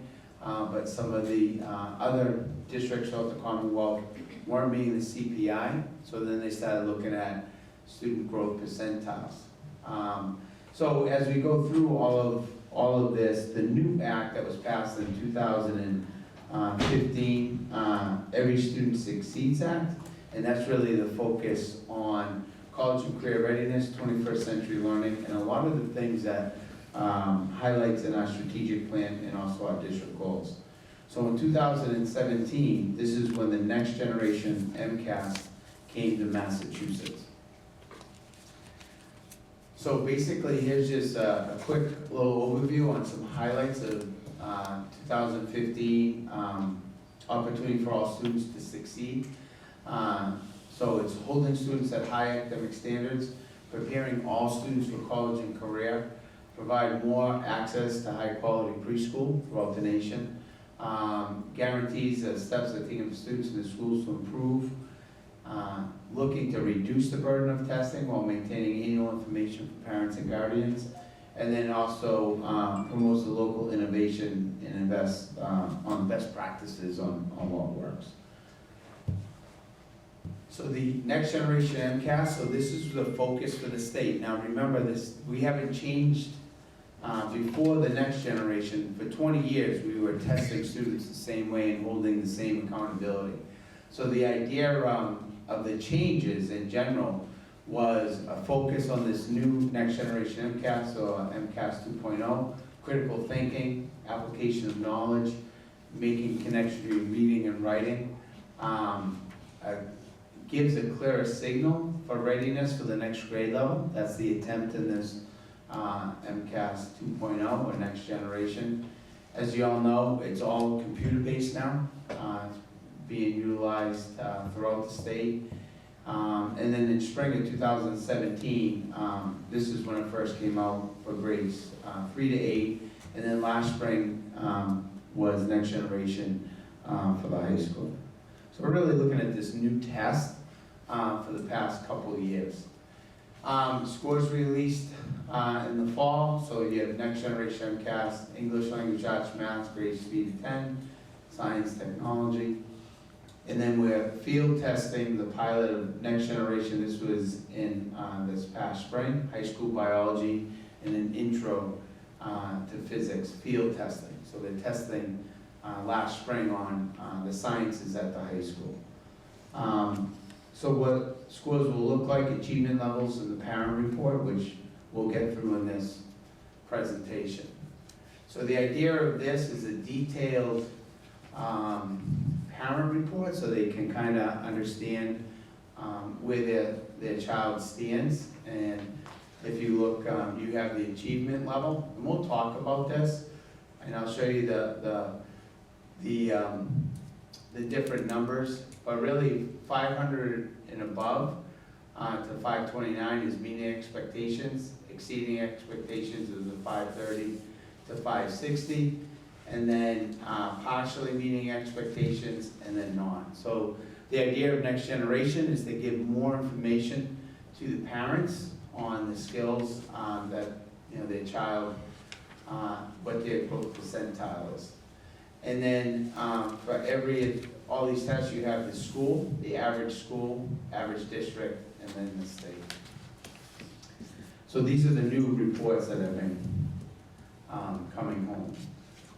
So on the left side, as we're making this transition, on the left side was the past 20 years, what the legacy information was, and then the scoring. And then on the right side is the next generation, or MCAS 2.0. Trying to give the parents a lot more detail. We got an exceeding expectations, meeting, partially meeting, or not meeting.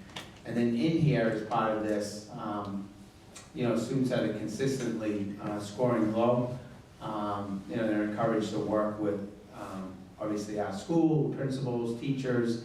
And when you see some of our statistics, we really identify by name the students that are struggling students, or high-need students that aren't meeting the expectations. So we already identified them and working with them on a daily basis, so. Yep. Do they put any language like that for kids with low growth scores? On the growth scores, like going back to this one here. So it says, like on the next slide, the one you just left, that if you're not or only partially meeting expectations, that you should be in consult with school and figure out what's going on. Sure. But I'm wondering if there's a level at which, if a student's not growing, that's also. So they're meeting an expectation, but their growth score isn't is high. Or maybe they're not meeting expectations yet, but they haven't grown. It's like a double problem. Right. I think for all of us, I think that's one of the pieces for our curriculum people and our principals. You look at the growth score to see. I mean, I think this is I think the first piece. But if you do have students meeting expectations, but they're not growing, to a certain degree, I think it also sparks these types of conversations. But for the state, this is kind of, you know, what they're pushing out, especially for the students aren't meeting expectations. Yeah, so I think it's what's great about Newburyport, in my opinion, is we're such a small school community that we can identify students a lot earlier, and then actually continue to work with parents throughout. So not waiting for someone or a student not meeting expectations through a standardized test. And then when we get to the internal data assessment that we utilize, that's like ongoing. So when students aren't meeting benchmarks on our internal assessment, reaching out to parents. So I want to highlight this because this is for the state. Now remember, it's a whole new testing. Number one, with everything's computer-based, and number two, the critical thinking on the tests are a lot different than they were with the old MCAS. So for the state average, a 500.5 for ELA, and then the state average is 498.4. But remember, this is just the second year of a whole new test, both for the faculty, staff, and the students. So this is, we're going into year 3 of this test, and they continue to tweak it too as we go through this. So in general, the new standards for meeting expectations are a lot more rigorous. Massachusetts educators set new standards to help signal students' readiness. This is the idea of the information of the new testing. And then you look closely where your child's score falls. So that was, the spring of 2017 was kind of like the baseline year. That was the first year with the next generation.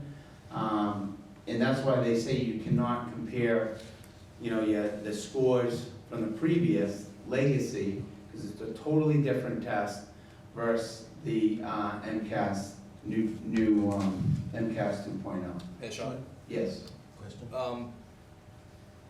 Did parents receive this, you know, FAQ thing when they got the latest reports from last year?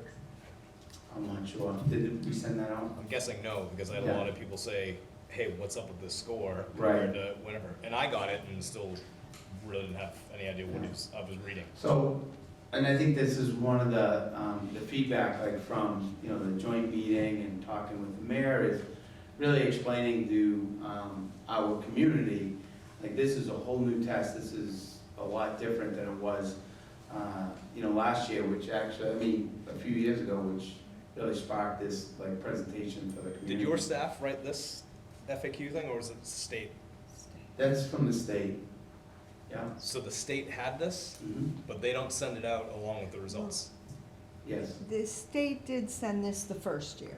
So last year, which was the first year of the next generation testing, they sent all of this the one that the parents got explanation. in, when does that come? It seems strange, because all of a sudden you forget about it and then it shows up in the mail. Right, that went with that went with the test results, not from this past spring, but the spring before, because the next generation test is 2 years old now. So this year, the whole explanation didn't go again. It had gone the first year that the results were coming. But home. They don't send it all But the they time? did get, Test. That doesn't it's get the it. same test. But they don't It's- send the thing every time they send the results? Well, they send the parent report results. You saw the Yeah, parent I report. think I This might, is the first time because it's comparing the old tests. Right. Right, yes, Right. thank you. But there's still, there's a lot more very useful information here than just about comparing the tests. Right. And there are parents whose kids took the test for the first time this year, who didn't get it last year, get this explanation. That makes no sense to me. Right. And it seems like there's something that we can do about that by simply getting this information out to all the parents in the district. It absolutely makes no sense to me. So I think there was a lot of information, like Assistant Superintendent Vic said, when they were making the shift. So that first next generation test in 2017, there was a lot of information that went out for that first test. Right. So now that we're on our second year, I think it was assumed that, oh, everyone knows this is a new test, right? Now you're in year 2, we already had that last year, but I agree, the more we can communicate to our families and the community, Like, this is really, we've only had 2 years of this new testing, which is totally different than it was 5 years ago. Could you just send this out the next time then? If the Sure. state's not going to with the results, can you send Yeah, just we a could send general out a little summary. district thing Yeah, saying, just, hey, when this shows up? Sure. Thank you. It's, you know. And we the- could post this on the website too now and send Absolutely, even yeah. a notice to parents letting them know it's there. Just, you know, it seems to me that even if they don't have anything to compare it to previously, no, parents knowing that this test is rigorous. Rigorous. It is more rigorous, that is, one of the changes is the rigor. In the Then that's gonna computers. be helping them to understand what, you know, they're not gonna have a change to compare it to, but if their child is being challenged, it's because the test, it's a more rigorous test. Right. And, you know, we need to make our adjustments here, so I think, like I said, I think you can go through here and find information that you could call out that would be very Absolutely. useful for parents to get. And I think from our conversations, you know, the last couple of months, this is kind of why we want to kind of give an overview. Because of the comparisons, you know, and the accountability is a lot different now too, which we'll talk about. I don't know that a ton of parents would go on and start reading on a website about this. I mean, I agree it's a great place to put it, so I don't know where to put the information, but we keep talking about rigor. I think unless you read the sort of math problems that are being asked, and you look at the sort of reading passages that are being given, so I don't know if there's a way to put, like, release Samples, item, like, yeah. create some sort of easy to understand slideshow, like, that says, it's gotten harder, here's some examples. Correct. This is what computation would look like, this is what math 2.0 looks like. Right. So you can get that kind of. Yes. Oh, I agree. It's I tough agree to with understand that. unless you've read it. You and can been confused definitely by see it. the difference. You can see the tasks that are a lot different between legacy, at like a 4th grade ELA question, and then the next generation, where they, you know, they're revising, it's totally different, but I agree 100%. And that being said, and I've said this before, but I think when we send letters out like this, some sort of even grade level specific letter says, hey, in 3rd grade, in order to help kids meet standards, we're reading things such as, we're answering questions such as, like, so parents have an understanding of what's going on in the schools to help get their kids up to par, because, Yes. again, that's the question. That's it, and that's where you bring parents into the fold and they can assist, especially at home, in understanding the challenging tests that, you know, their students will be having, absolutely. And then this is through the state, they're looking beyond just the scores themselves, they're looking at the non-academic barriers to learning.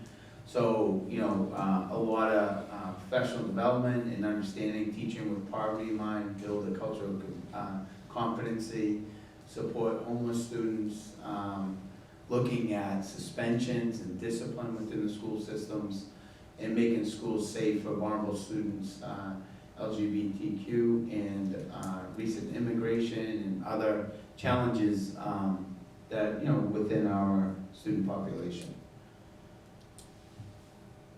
So you can see just some indicators on, you know, what they're looking to provide more information about school performance. So other than achievement, you have student progress and growth, high school completion rates, progress on English proficiency for English learners, chronic absenteeism, advanced coursework. So these are some of the new accountability targets that they're looking at. And then progress on improvement targets. So I'll show you like our status from the first year to last year and how they're classifying different schools. So how are schools classified? So you can, at this end of the scale is schools of recognition. And then at this end, broad comprehensive support or focused targeted support. That's how they're kind of categorizing, you know, schools, and it's no longer, you know, remember before you had the status where a level 1 school, level 2 school, and people were comparing that. They're trying to get away from that type of comparison, really just focusing on the schools and the districts and what needs to happen. So getting away from our school system's better than your school system. So if we looked at from last year, the first year we had in 2018 to 2019, so now we're having students after 1 year of testing under the same format. So we did, made some improvement, and we're happy with that. But once again, we're not relying on any of this because it's just year 2. But you can see the difference. So at the Bresnahan, 99% meeting and exceeding targets. So this was the detail that came back for us at all the different schools. So we not comparing, from the legacy to now, but you can look at 2018 to 2019, same test, and that was, just rating. And I just wanted to quickly just go through some of these. So when you're looking at grades 3 through 8, and once again, when we do our data presentation, we'll have the principals here, specific grades. But I just kind of wanted to give an overview. So when we're looking at a brand new test, I think where we're at foundationally, we're in a pretty good space to obviously build from, and become a lot better and utilize this data to help us curriculum instruction and assessment. So if you look at grades 3, so we were at 504, that's just the average, and then on this chart you can see anything that's 500 and above is above the state average, and even where in some of the grades in math or whatever, for example, we're right on at the 500. Remember, that's still a work in progress. So that was for our ELA. When you looked at math overall, grades 3 through 8, when you take all of these scores, we're at 502. And then once again, you can narrow it down, and I'll show you some more data. We can go actually even look at students and subgroups. For grades in 5 through 8, this is once again above the state average, which is a good baseline to start at. For grade 10,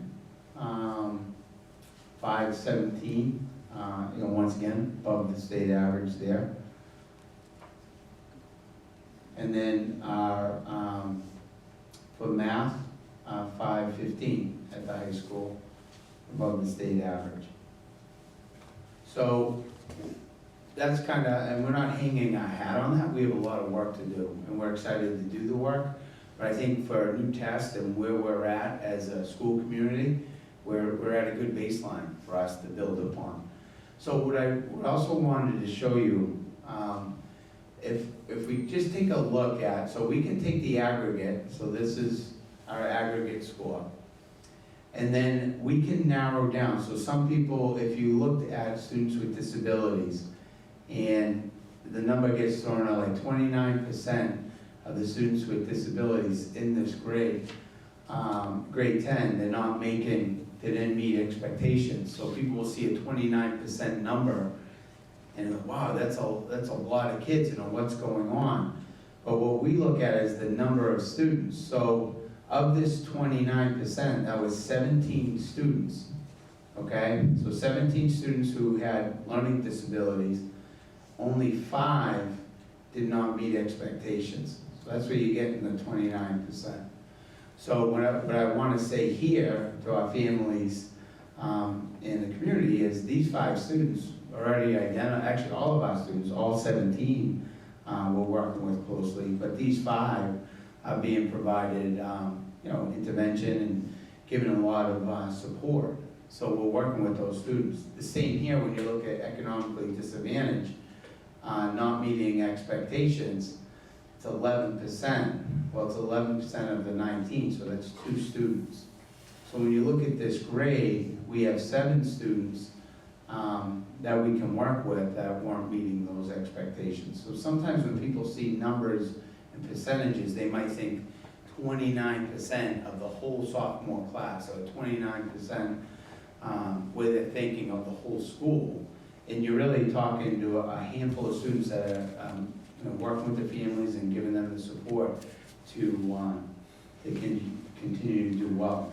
And it's the same. I mean, we have a lot of opportunity to look at data. We can even break this down to the specific students, to teachers, to schedule, and that's what our principals do.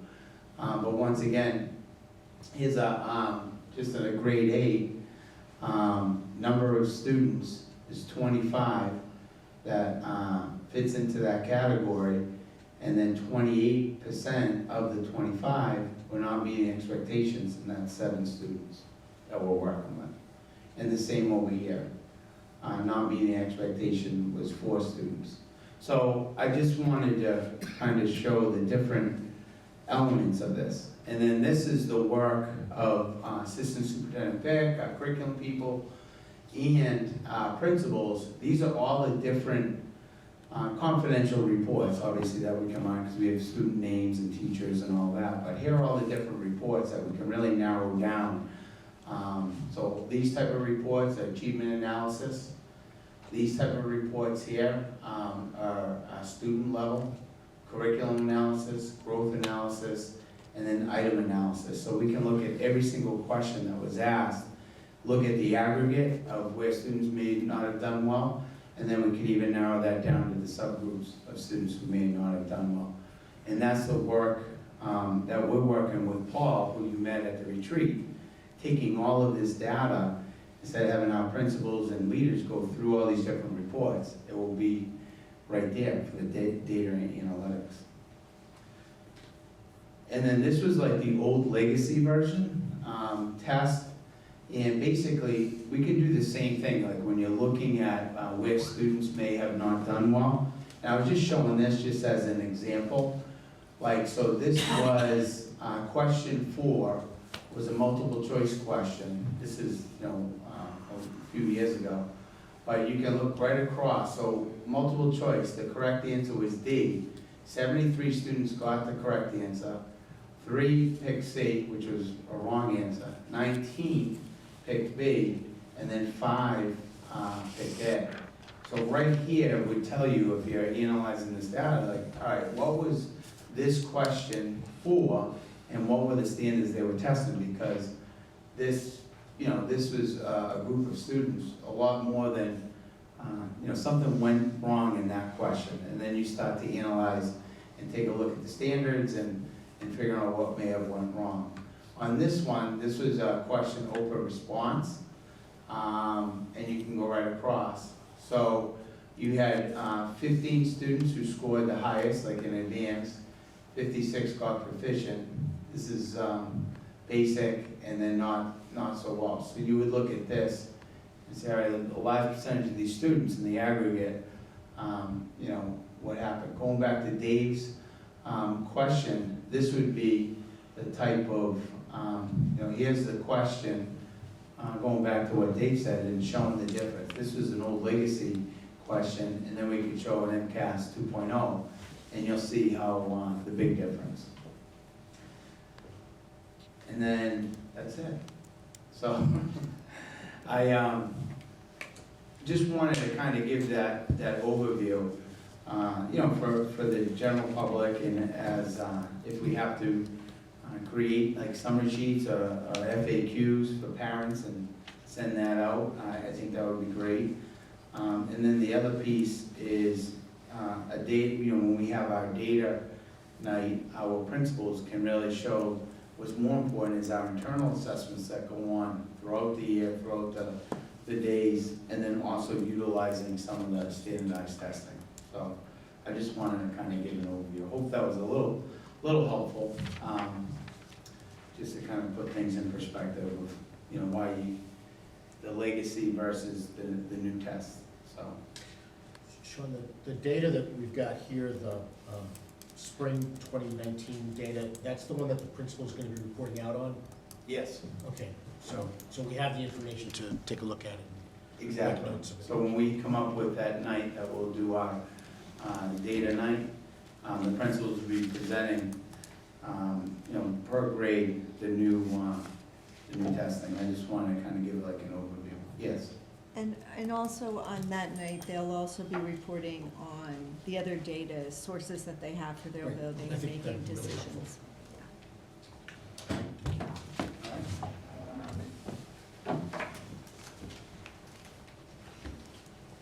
Sean, I don't know if it's gonna happen that night, but on the data night, I don't know, if we need to see that first and then have a follow-up to that, but it'd be nice when they address looking at the MCAS test and internal data going into budgeting season, what's that telling us and what areas might we wanna address, going into budget season, and that might help tell the story about maybe some of the things that you wanna target from what the data is telling us. Yeah, that'd be great. The next several items on the agenda are just talking briefly about our follow-up to our school committee retreat, the assistant superintendent's report, the superintendent's report, if there are any subcommittee reports. We will have an executive session tonight for the purpose of discussing contract negotiations. Just very quickly, we had our school committee retreat. We spent a great deal of time talking about the district review, the context for the district review. It was sort of framed by the goals that have emerged, district goals. I think the next step and follow-up to that is tonight we've distributed to you again the set of district goals, and we've also distributed some exemplars of school committee goals. We're hoping that at the next school committee meeting, what I would like to have happen at the next school committee meeting is for us to talk about the goals. One of the questions we have is whether we would like Tony Bent to come in and assist us with that conversation. If you think that that would be helpful, we can have him come in and work with us at that. But we will have the conversation sort of using our district goals as a basis and using the exemplars as a sort of a framework. Yeah, and Tony, Mr. Bent was just saying there's, different school committees, provide different school committee goals that support the work and would be willing to, talk through some of that. So he gave, I think, 3 different types of, some are short and focused, and then there's some that, in that packet that, a little bit more comprehensive, but really kind of looking for all of us to be on the same page and supporting the work that we already have. So, how would you like to proceed in that discussion, guys? Do we want to draft some goals and circulate them and use them as a basis for conversation? How would you like to proceed? Can I make a suggestion? What if a couple of us got together and worked on the goals and then brought them back? And did a sort of small, quick ad hoc group? Sure. People who would be willing to work on that? Sure. Yep. Nominate Dave. Yep. Dave? He's been the most vocal about it for a long time, Sure. so I think. No, it's something that you've been very passionate about. Thank you. Yeah, I'm happy to participate as well. Steve? So where do we see goals, I guess, linked with priorities? Like if I was to ask you, if we were to discuss as a school committee what our priorities are, what we should be shooting for. well, I think first of all, when we look at the district goals, I think student achievement should obviously, that's why we're all here, right? Right. To work with our students and to really, I think twofold. One, to close the achievement gaps, right, for some of our subgroups, but at the same time, provide enhancement for, it's almost like when you're looking at focus on all students. So I think there's providing the interventions for some of our students that are struggling, but also looking at some of the work that we want to do for advanced studies and challenging our students. And then I think with Billy's work in the skills base, it lends itself to, in the classroom, to address, I think, all those needs. Address the needs of students that might need a little bit more support in the classroom, but at the same time challenging other students that that are in there. I think that to me, I think would be a major focus on the student achievement. So is there a way to incorporate some of that? And I know we've talked about it, but we really haven't moved on reviewing the strategic plan. I guess what I'm looking at is a way to link, or a way to take a look at the strategic plan and take a look at goals, priorities. Right. So in this packet with the goals, you have the district review, right? You have our district goals, and then we tied in the strategic plan. Right, I see that. Yes, but so the other piece that I'm working on now is because through that strategic plan and the action steps, there are many things that we've already have accomplished. Right. And I think at our retreat, that was some of the feedback that I received is let's take another look at the strategic plan. Let's take a look at what we've accomplished, and then let's take another look at, okay, what do we have left to really start focusing on a vision. So a lot of things that we accomplished in there with all the work that we've done with the skills-based, the late start. We're talking about dual enrollment that we might start in February. So there's certain things in there that I think would be helpful to kind of check on. Plus, over the last 3 years, we've accomplished a lot of Exactly, exactly. Yeah, I think the larger discussion that Steve is sort of implying is that we should be thinking about how we're going to review the strategic plan as a formal process in the school committee. Because it's not, when's the last year it's supposed to be in effect? 21? I think so, yeah. Okay. 21, So 16 to 21. we're, a little more than a year away from that, or we could see it at the start of the next academic year, 2021. No, I just think it's important to try to have some type of review, take a look at how the environment's changed, how that may have affected some of our strategic plan goals, and then see if that creates, again, some different priorities. But I agree, you've tried to incorporate a number of these things. I guess what I'm really looking for is, at some point fairly soon, we're going to review the plan, Absolutely.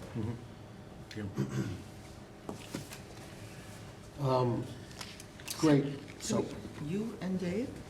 Anyone Yeah. else? Anybody else One wanna- more person who would like to be on this ad hoc group? I'll do it. Sean? Sean, thank you. What? So this is an ad hoc group to look at district and school committee goals. Thank you. Do we want to give you a timeline? Quick. Soon? Yeah. Yeah, no, I'd like to we want something before the next meeting, next school committee meeting, right? Not the first, not the inaugural meeting, but But the, so the one it after would that, yeah, be mid-January? January 6th is the inaugural, and then 2 weeks from there would be The 20th is Martin Luther King's, do we meet that Tuesday? The Tuesday. 22nd. Tuesday. So it would be the 22nd. Do you think you could have something? Sorry, 21st. 21st, Sorry. yeah. Do you think you could have Tuesday, the something? 21st? The 20, is that Tuesday? Yeah, Okay. absolutely. Yeah, I think we could. Okay. Absolutely. Good. If not, we'll just throw some darts at the wall, right? Yeah, See what we yeah, can right. hit. Approximately. One last thing that I have, that we don't have enough information. Apparently, the district office has received a half a dozen letters that were part of a student project in writing persuasive essays about an issue to a legislative body or a group. One of the letters was addressed to the mayor. We're getting back in touch with the teacher to find out exactly what she would like us to do. I think what she's hoping is that either somebody on the school committee will review the letters and respond to them as to how persuasive they were, or whether the issues that they raised were the issues. We're not really sure what the teacher is looking for from us. So, No, it was, so until we hear what the teacher wants, I thought you were offering, Yeah, there is one somebody to read them. Well, I received a couple letters from the teachers and on They're about late condition start, of they're about roads and things. I think these all came to the school. They're all from the same teacher. Yes, it's an assignment. It was an assignment. Well, it would have been nice to have known that. What's that? Well, I think I like a surprise. Well, that's why we want some time to speak with the teacher. We just want to know what the teachers would like us to do with these. I mean, Well, I I'm wrote happy to back to respond. the students. Oh, great. Do you want to provide like a template for us to? Sure.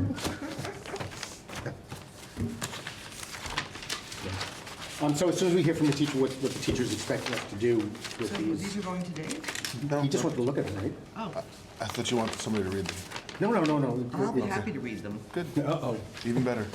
She's already got the responses written. Well, I know I mailed two, I might, there's a few more. All right, Pass them out we'll to each pass of you on. with your area of interest. Right, we'll find out we'll get to you what the teacher is expecting us to do with them. I mean, Other than just a response to the Other than student, just a response, but yeah. is there supposed to be some critique of it? I don't know. That's what we don't know. That's what we don't know. Okay, thank you. Okay, That's their job.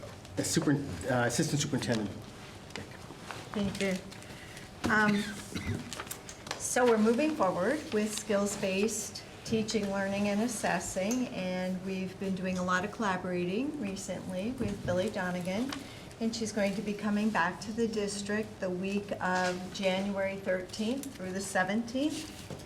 And we're going to start during that first 3 days of that week, on Monday, Tuesday, Wednesday. We're going to start our third cohort of teachers that will experience the first level of training. And we're going to focus this cohort on secondary teachers, grades 6 through 12, because by doing so, combining the teachers that participated in cohort 1 and 2 and now 3, we should be able to hit the majority of our core content teachers at the secondary level by focusing this third cohort there. And I think that that will give us, a really strong base that then hopefully we'll have some teachers really emerge as leaders that will help us with the integration at the elementary level. Plus, we've got a very heavy literacy focus at the elementary level this year. And we'd like to continue that focus along with the curriculum pulse work, which I introduced to you at the retreat. And I think that will create a nice balance for the curriculum work we have planned for the year. On Thursday of that week, Billy is going to meet with the teachers who participated in cohort 2, just to provide them some individual supports, because the way the training, the professional development works for the skill base is that they have 3 days of training at the beginning of their cohort, and then another 3 days somewhere else in the year or in the summer. So it's really a 6-day training. It's 3 at the beginning and then 3 along the way. So our cohort 2 had their first 3 days of training this summer, and now this will be one of their 3 days as their follow-up. They're gonna have one now, and then we're going to combine the other 2 with the second half of cohort 3 in June, right after school lets out. Angie, when you say 6 sessions then, Mm-hmm. for each cohort, does that include like a support session you were just talking, or is there 6 classes and then some consulting work with each teacher to see how things are going? That's a great question. It's actually 6 class days and then additional supports in that. Do you have, and we might have gotten this at the beginning, a year or so, however, do we have like a copy of what the curriculum would look like? The model units? No, what What is Billy Billy's teaching them? teaching? What is Billy Yes. teaching them each Yes. day 1 through 6? We Like, can what- certainly get that to What's you. what's the process? I'm going from traditional teacher to standards-based teacher. What are the steps along the way? We can definitely send you thing. that. Yeah. Question for Sean and Angela. We had talked about having Billy be available to do like a sort of a community forum about standards-based teaching, just as a way of kind of informing the community about what some of the changes they're seeing are happening. Is that going to be possible? It's short notice, but. Yeah, we could. Well, I mean, I you think can that would talk be to useful. her about that. Yeah. Yeah, And we'll it- talk to her about that. I know that because of weather, she's going to try to get here the weekend before, because she never can count on what the weather is going to be. And one of the things she said to us was that she had a lot of availability on that Sunday, as long as the weather allowed for it. That might even be a possibility. Well, it would just, my hope would be that Billy would be available, that maybe some of the teachers who are doing this would be available, even some of the students who are experiencing it, as a way to sort of present to the community what we're trying to accomplish here and the impact that it's having. So again, it's short notice, but I think it would be really useful for the community.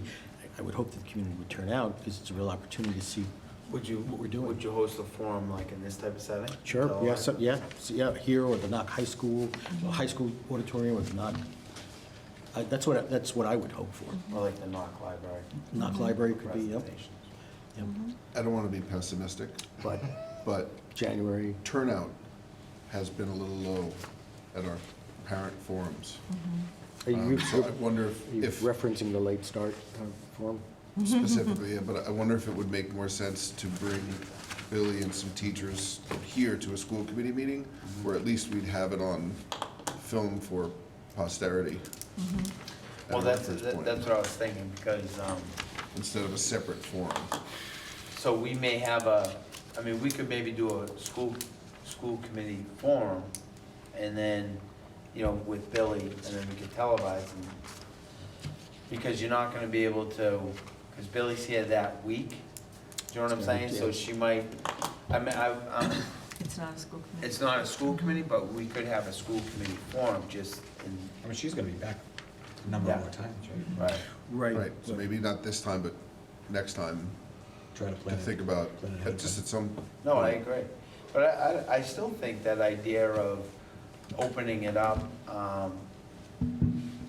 to parents, and guardians to come out and.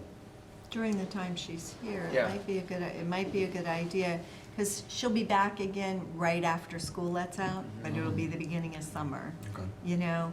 That might be a more difficult time to get families. But even School if we had, and let's say no one even, if we didn't get a lot of turnout, but if we televised it, then we could air it, Yeah. so. But we can talk, we can definitely, and I think it would be great if some of our teachers would present. I think so too. Some of the students even that have been a Yeah, part some of really it. impressive work that's going on throughout. Right, I mean, they could do the Billy obviously owns the work, but the teachers could come and talk about their process as more of a presentation here at a meeting than waiting for Billy to come back in June. My original thinking for having Billy involved is, since she's the one who has really been driving this, it might be an opportunity for the community to engage with her to talk about it. But Yeah, we could. let's see if we can put something together. We'll definitely talk to her about it. We'll see what she has to say. And then finally that week, as you know, it's our full professional development day is on Friday. And that's why we scheduled her for that week, so that she would be here for that full professional development day, and we'd be able to take advantage of her presence on that day.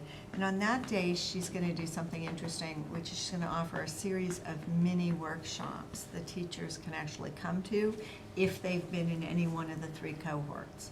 So if they've taken the skills-based course, then they can come and participate in any one of the mini workshops that will be happening that day, as well as she's going to spend some time with the secondary teacher leaders on that day, teaching them how to participate in leading the expansion and sustainability of skills-based work in the school. So I think it's going to be an exciting week with her. We've got some interesting things planned. She's excited about coming back and helping us work towards our goals of fully implementing this. And more now we're talking about how are we going to sustain the work once Billy is done. How will we do internal training? How do we keep expanding it and keeping it alive after that? So we're having those conversations too. So it's all pretty exciting. We're looking forward to that. And then I also just wanted to give you a few highlights from the CASE conference, which is a Title I conference, if you're familiar with that. And that was just a couple of weeks ago. And There were just, I'm just going to touch on a few things. Jenny Donahue was there as one of the presenters, and she is from Collective Teacher Efficacy. She works very closely with John Hattie. You've heard us talk about John Hattie's work with visible learning. And so she really she spent most of her time in workshops talking about characteristics of highly effective teams and why some groups work really well together and why others don't. But the whole premise of this is really talking about the highest effect on student learning is collective teacher efficacy. So that's what all of the data shows us. It's not about one teacher. It's not about having the parents on board. It's not about homework. It's not about all of the other 200 and however many components that you look at that has a true effect on student learning. The most powerful is collective efficacy. And that is so in line with the work we're doing with skills-based learning, because that is really what it means, is that we're all on the same page, we're all working in the same direction, we're all following a similar philosophy, we're all working towards a similar goal for the students. So that was, I thought she was very powerful.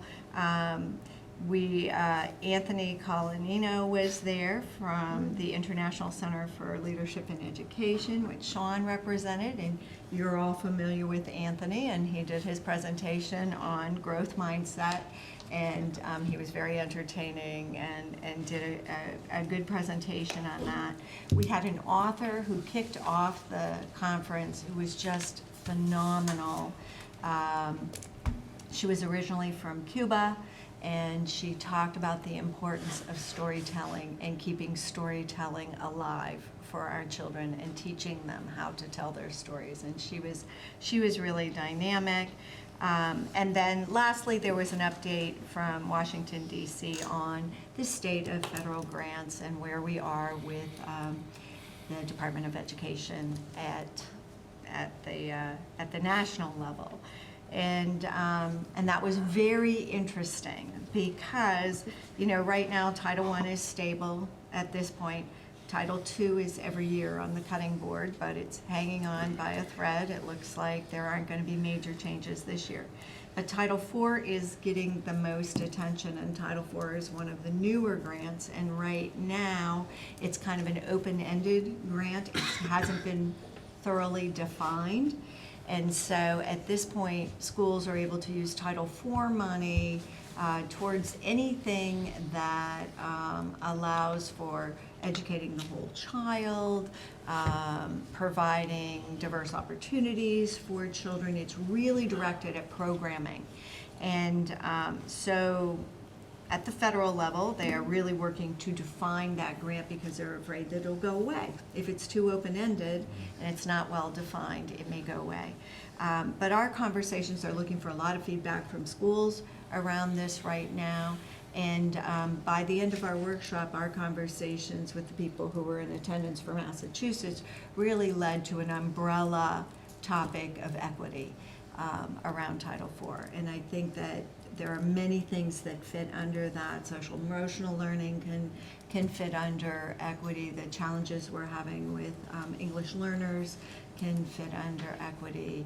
I think there's a lot of things there. So we're hoping that it will move in that direction. But it was a good 3 days, and we had an opportunity to do a lot of networking and learn some new things. All right. Superintendent. All right, it's been a while since we all got to hang out together, so it's a lot of updates here. Thank goodness for those Friday reports. Well, I just wanted to, Dr. Lally and Deb O'Connor will be filling in. Dr. Lally will be the interim principal at the Bresnahan. She was in district a couple times, and last week, meeting with the administration there on the transition. And we're excited to have her. And Deb O'Connor was in meeting with Christina Gentili, and then we also, she met with the faculty, and then we opened up for our students with disabilities, their families, and 504s.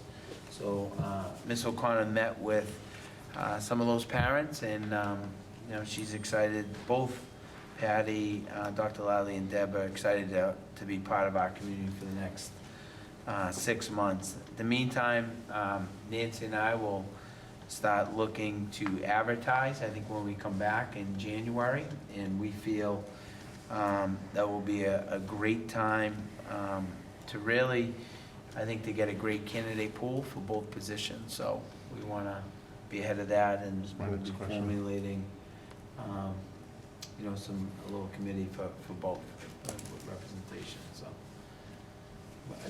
I was just saying, it was my next question. Yes. Is, are we to post, because it's definitely not too early, Yeah. and start to collect some sort of Survey data. on Yeah. what we want in a principal, and maybe Exactly. even talk about looking for some parents who would want to be on those committees. Yeah, absolutely. So we'll start that process.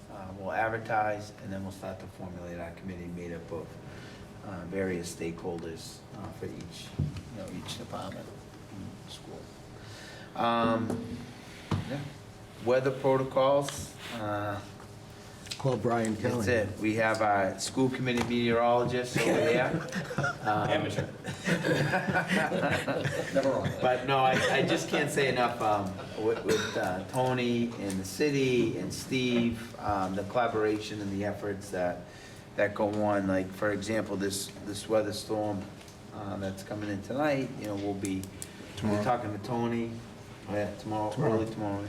We'll be talking to Tony and Steve around 3 in the morning, and then also part of that process is reaching out to other superintendents and kind of seeing where they're at.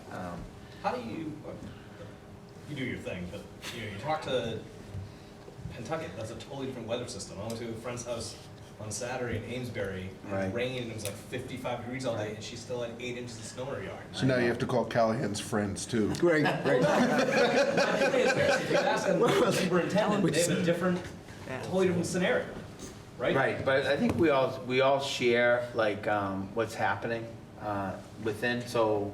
I'm just saying that the streets here are a totally different story Totally, than I the know. streets in. I know West that Newbury. last storm, it was raining in Salisbury, right? In parts of Salisbury, and it was snowing here the But whole I think time. the other piece that we also have to take in mind is the fact that we're not just talking about students, we have teachers who travel far Right. to come to work, and so that has to be taken into consideration when you're considering travel.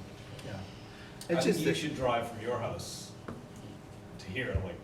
At on 3 in the those days, morning? and see how long it I'm- takes you. Well, I have my bag in my car, I was gonna sleep in my office tonight.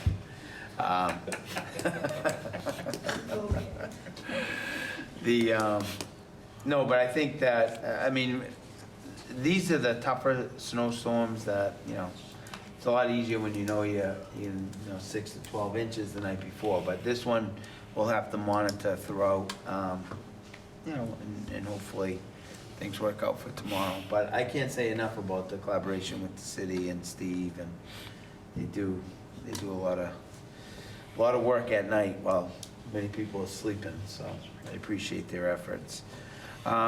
We started a blended learning community, which is really taking a look at technology at the high school.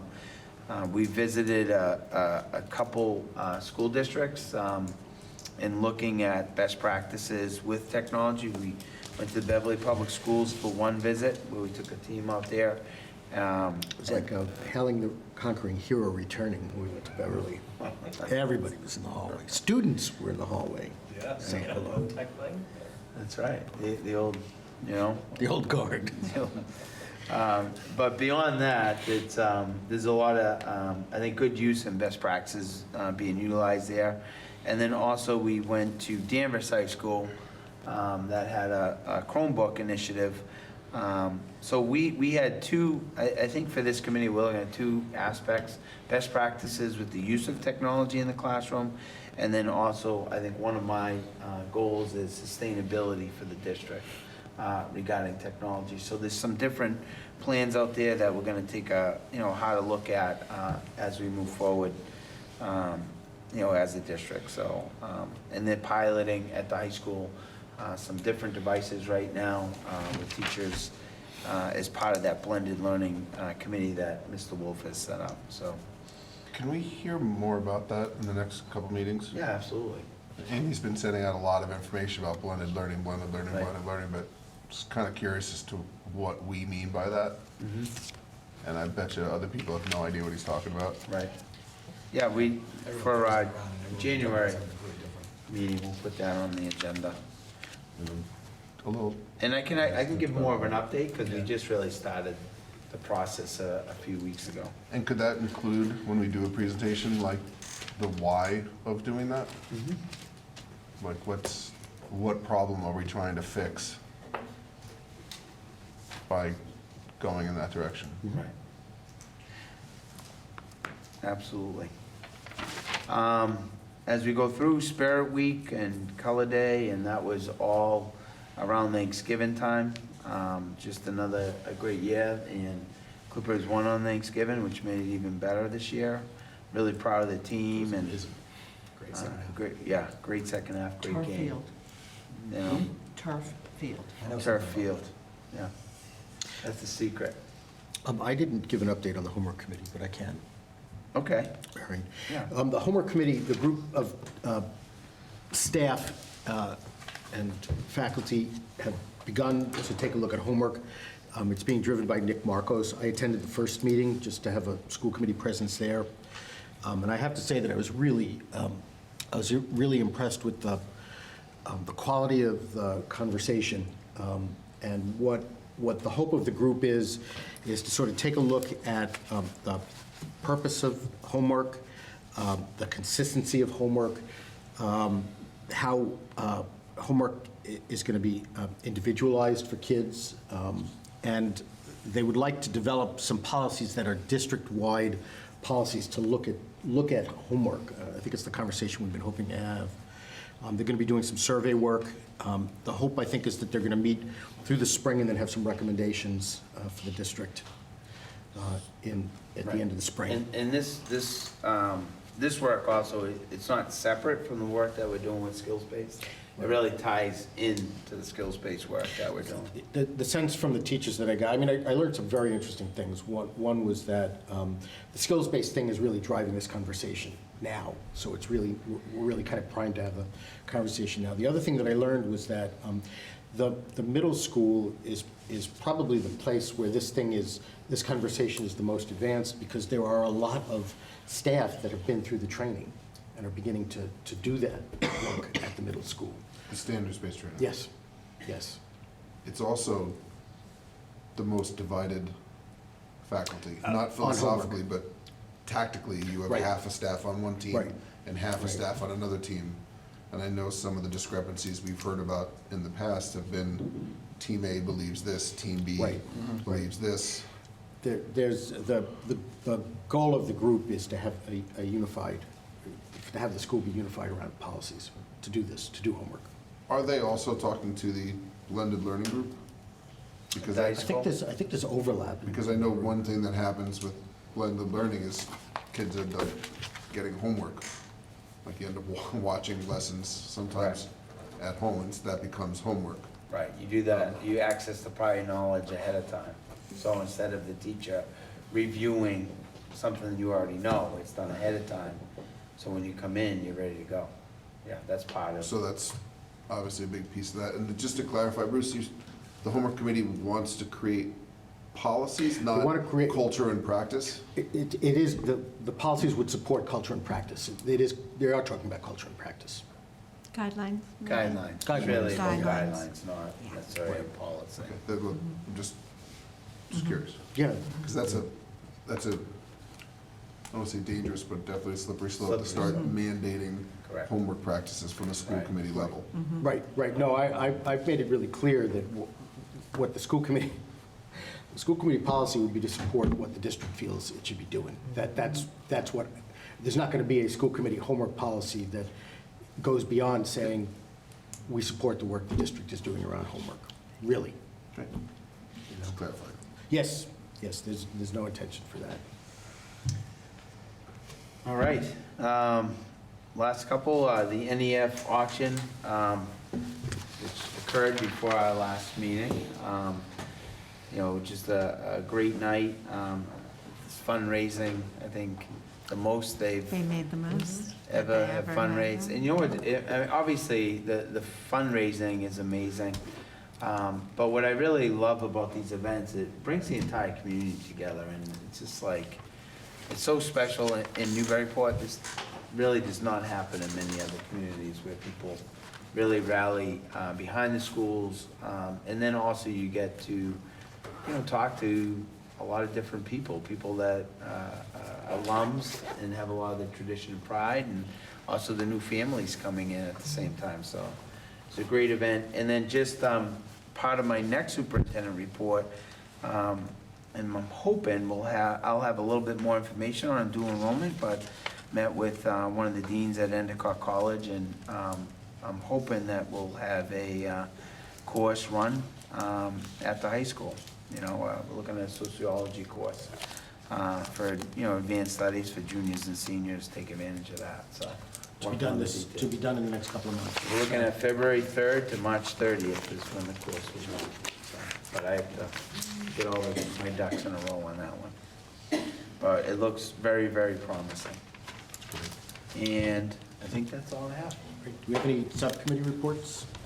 Nick, no final policy subcommittee? Oh, I would like one last thing in public, because Nick got all the accolades, but I would personally like to thank Nick at the end of this meeting for everything he's done, not only for the Newburyport, but in my transition coming into a new community. You've always been 100% supportive, and I can't thank you enough.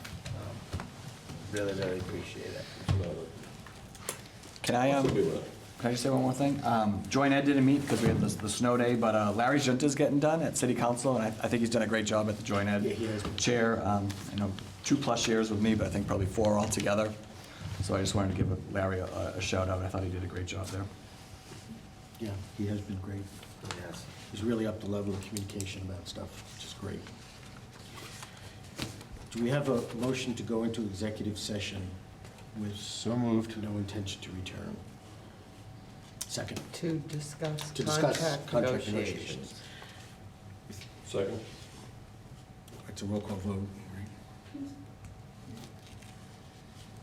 Nick seconded that.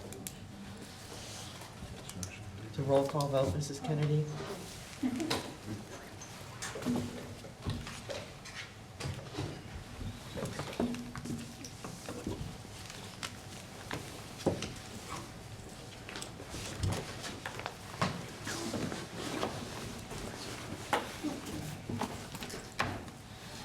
Mr. Decanter, Yes.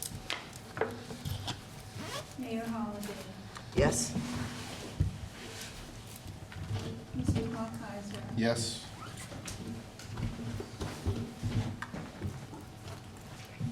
Mr. Min, Yes. Mr. Cole, Yes.